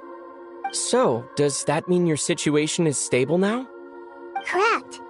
Just imagine that Aru has become the new Irminsul, and the essence of my existence has been bound to it. The wisdom of Sumeru has ultimately converged into a single, unified entity. Should we ascribe this all to fate, or is it merely fortune? Whatever it is, the important thing is that you're okay, Nahida. Dendro Archon, Lesser Lord Kusanali. Oh, thank goodness you're here.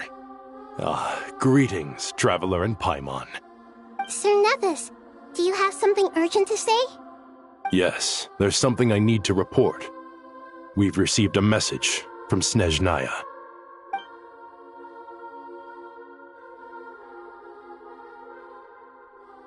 The Fatui Harbinger, the Rooster, sends us his sympathies, along with all the usual pleasantries. His stance is that, following the unrest in Nodcry, Dottore was subjected to internal censure. This madness was the act of a rogue element, one who cannot be seen to represent the Zapoliarni Palace. No less than can be expected. Snezhnaya paid a heavy price working to stop him. They even lost one of their own harbingers. The letter goes on to say that even so, Snezhnaya cannot claim to be blameless. Apparently, they will deal with Dottore's subordinates in accordance with Snezhnayan law, holding all those involved in his crimes accountable. Additionally, they are supplying relief funds and supplies, which are already en route. They hope this will aid in Sumeru's reconstruction. Sounds like he's got an answer for everything. True. But as diplomatic rhetoric goes, it's highly effective. Completely watertight, both in logic and sentiment. This disaster has had a profound impact on Sumeru. There is much that I will keep in my heart. The matter of Dottore can be seen as settled for now. We are sure to cross paths again in the future, and in that light, Snezhnaya would do well to uphold their responsibilities and keep a tight rein over their actions. With Irminsul burned, the flow of fate now carries many more possibilities. I will be watching carefully. Perhaps we can move on to a less serious matter? Dendro Archon, will you eat with us once this matter is dealt with? Everyone wishes to celebrate together. Your presence would be most welcome. Of course! Junior Zod, Sino, and Hypatia all told me the same thing. If there isn't enough room for everyone, we can arrange back-to-back feasts.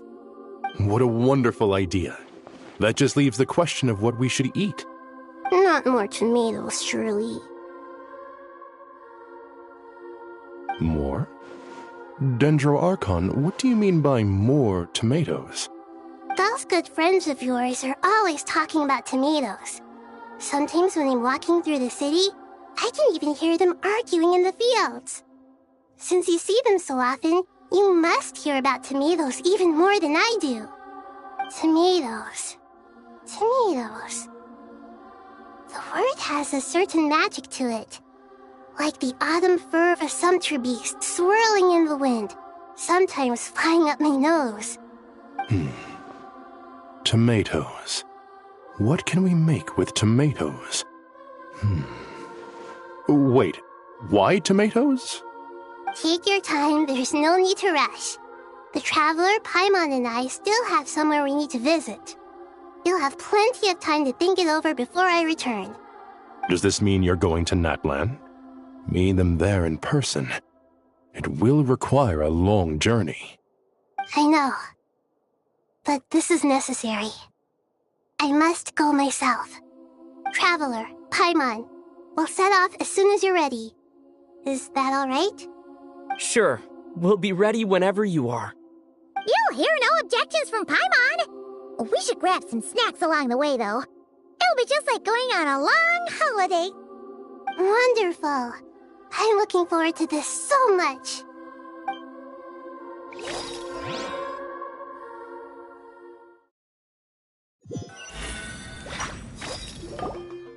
Natlan is such a lively place. It's super cheerful and positive, too. I can see that. There are people outside exercising at all hours. Such a healthy way of life. You came. Welcome, welcome. You must be hungry from your journey. Would you like something to eat? Oh, thanks, but no thanks. We've been eating the whole way here. We had a mushroom platter, Sab's meat stew, butter braised chicken, Hadasara pudding. Paimon's positively stuffed. All right, all right.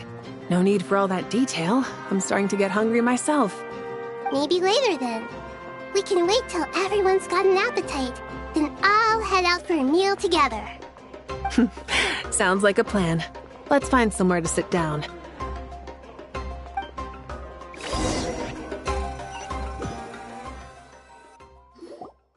I should tell you, I already have some sense of why you've come. Why's that, Malika? To say thank you. Your senses are spot on. But on top of that, we also feel guilty. Because the pyronosis has vanished? I sensed its loss. Despite scouring through the remnants of Irminsul, we couldn't find any sign of the pyronosis. Not even any trace of it burning to ash. That's certainly unusual. Still, The potential fallout from Irminsul's loss is significant, to say the least. Perhaps the Pyronosis's disappearance is simply a knock-on effect of the impact it's had on a certain strand of fate. There's no need to feel guilty. We were clear that this time, there was to be no returning, only giving. Pure and simple. Thank you really is a fascinating phrase. We use it to express gratitude for the smallest of things. Yet, when faced with a kindness too immense to describe, we use exactly the same words. It's not that we lack other means of expression. It's that when we truly need to express our feelings, the simplest and purest words are always the most powerful. You're right. In Natlan, we prefer simple expressions too. Companionship, friendship, support. They might not sound fancy, but the sentiment behind them is sincere. That's wonderful to hear. Sincere feelings are often a vehicle for the deepest wisdom of all. Irminsul's destruction doesn't seem to have done you much harm. I'm glad to see you're doing well. There's still a lot of work to do, but before we begin, we felt it was important to come here and speak with you. Partly to express our gratitude, but also because we felt that seeing you, in a sense, is like basking in warm sunlight. That's a nice way of putting it. I like that. To tell you the truth, though, I'm not a fan of somber meetings. So, since there's nothing more to say, why don't we go bask in some actual sunlight? The weather's beautiful today. What a great idea! Paimon's gonna lie back and soak up some rays.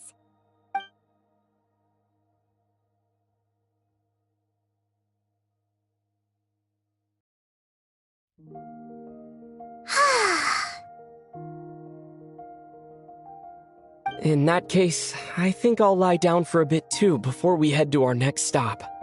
And where might that be? Mondstadt. Paimon and I are gonna head back there with Kale and the gang. Long ago, I sensed that the god remains inside Kale had come from the goddess of flowers, but I kept it a secret. Those remains weren't hurting Kale, not as she is now. They simply exist. Besides, I could sense a deep yearning within her. A yearning for an ordinary life. A yearning to hold on to the hard-won happiness she now enjoys. With someone like her, I have a responsibility to keep her secret. She should be ready to face the truth by now. Whenever people meet, there is always the potential to create warmth and kindness. Every child grows up. But even as adults, they are still children in the eyes of certain people. Oh, just like how Paimon sometimes sees Nahida as a little kid. Is that so? Well, anyone who's friends with a kid is probably a kid themselves. Of course! And there's nothing wrong with that. When we get back, we'll actually be hanging out with another of our friends who happens to be a kid. Or more like looking after, in her case. Anyway, we'll always be there to watch out for our friends. Dear Sucrose, when you receive this letter, I'll probably be as busy as always. But busy with wonderful things. That's because I'm no longer a trainee. I'm now an official forest ranger. Impressive, right? Sino said that official rangers sound much tougher than trainees. Though he did say it was already pretty tough to start out with. You probably heard that something big happened in Sumeru recently. Don't worry, it's all been taken care of. We're heading to Mondstadt soon, so if you're free, maybe we could meet up? Plus, it's not just me. A few of us are going. Hey, do you still remember that time we all got together? You know, when we all went to the Windbloom Festival? It'll be just like that.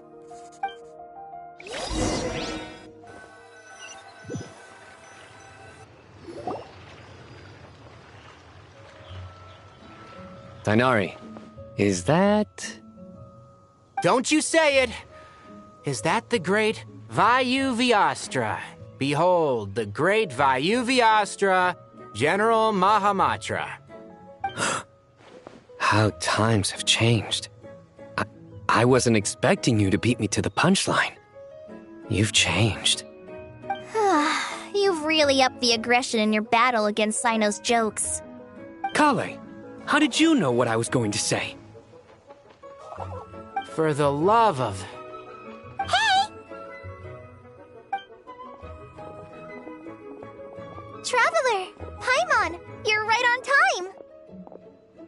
I hope we haven't kept you waiting. Kalei! Sucrose! It's been so long! How have you been? I've been well. Everything's going great. What about you? Are you still busy? Not at the moment. Oh, right! That juicer you gave us works amazing! Farzan loves it! Seriously? That's wonderful. I don't suppose you drew up a detailed test report. Oh, what fruits did you use? How's the texture of the final product? Sucrose, you might want to try asking your questions one at a time. Albedo! Paimon didn't see you there! It's been a while since all of us were together like this. How about we follow the same plan as last time? Good idea, my friend. You never disappoint. So, what are your identities this time? Don't remind him. First things first. Allow me to introduce our very own official Forest Ranger Kale. The rest of us are simply her humble travel companions. This sounds like one of those mushy stories that gets people hooked on some corny, heartwarming premise. Oh, is our story not heartwarming? If I recall correctly, there was even a scene like this in King of Invocations. Besides being heartwarming, our story's also about tough, impressive-sounding job titles. At least that's what I think.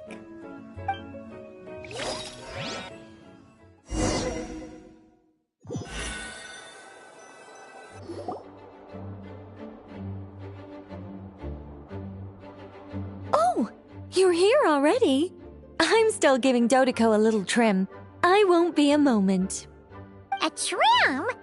Does Dodeko need haircuts too? Of course. It's important to know how to take loving care of the apples of your eye. All of these trivial matters get left to me. It's because I'm an angel, and angels are, in a way, the guardians of all Tavad. Oh, right! Well, that's definitely an impressive-sounding job title. What are you writing? I'm just brainstorming some cool-sounding lines. Oh, write them on these card backs. Of course. Clearly, my lines are pretty amazing, wouldn't you say? Miss Nicole. Kale? You seem a little nervous. I was just wondering, who was the person you mentioned who needed their wish fulfilled? Wish? What do you mean? Miss Nicole asked if we could meet up in Mondstadt once everything was over. She said a friend of hers had a wish that needed my help to come true. Well, you never mentioned that before. All we knew was that you'd arranged to meet in Mondstadt. But we thought it had something to do with the god remains. To be fair, everything I told you was true. Anyway, my friend is waiting. Come on, let's pay her a visit.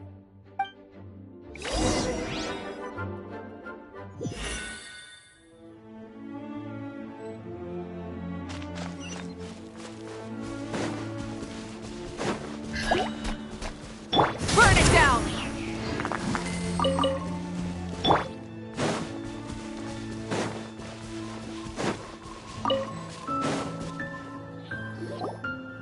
Huh? You're... Surprised?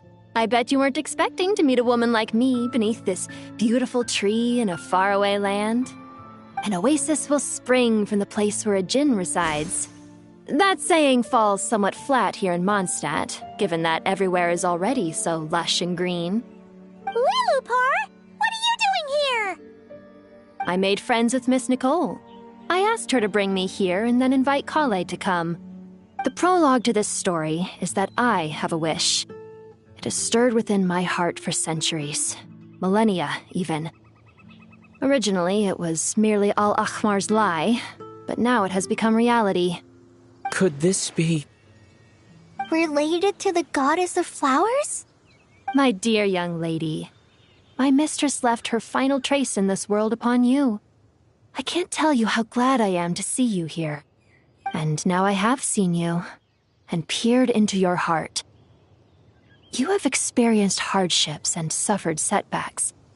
The torment an ordinary person might expect to face has befallen you threefold. This is the source of your resilience. But, beneath all this, I have witnessed the seeds of desire. You yearn to return to the simple life you once knew, do you not? I do. I want to throw away everything that isn't mine. But how do you decide what is yours? The scars that others carve into your flesh? The kindness and love they inscribe? Are these things not yours as well? They are. This is something I've talked about with Miss Nicole. Miss Nicole said I should learn how to adjust my standards. I just want to live as an ordinary human. Anything beyond that isn't mine.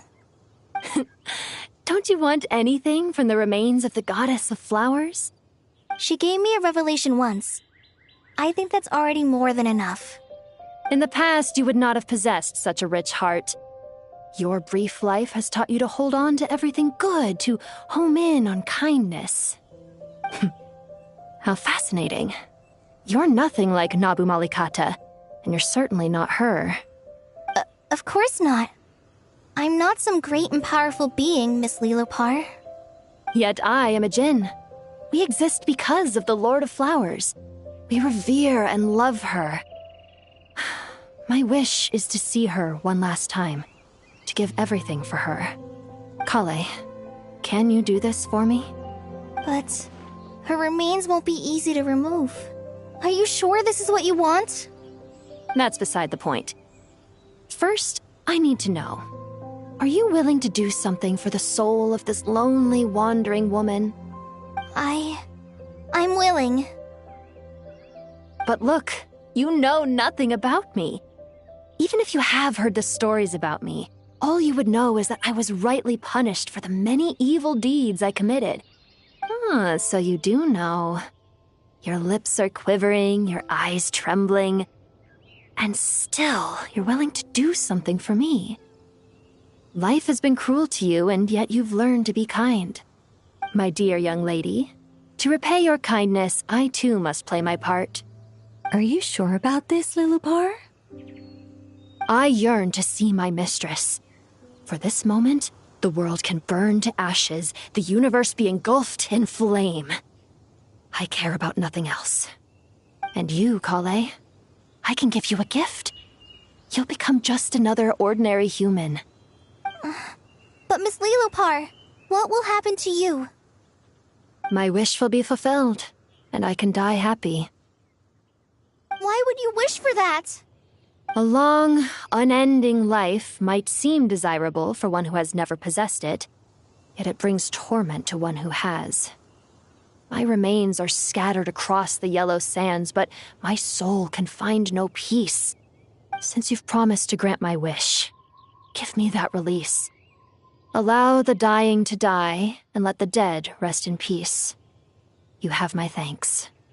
Kale, there's no pressure on you. What she said, it's all true. A wish is a genuine desire, after all. It's as if you want to use the last of your life to give me a better future. Nothing so selfless.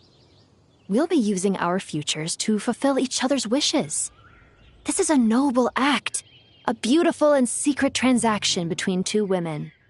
I understand. Miss Lilopar, I'm ready. Close your eyes, Kale. Then open your soul. From there, I will embrace my mistress. The downpour of flowers is your touch. Like returning to the very beginning. Like surrendering to your grace, my mistress. People say that devotion is beautiful, yet filled with pain. How foolish of them. For me, devotion is beautiful, pure and painless. Devotion is my love. Thank you.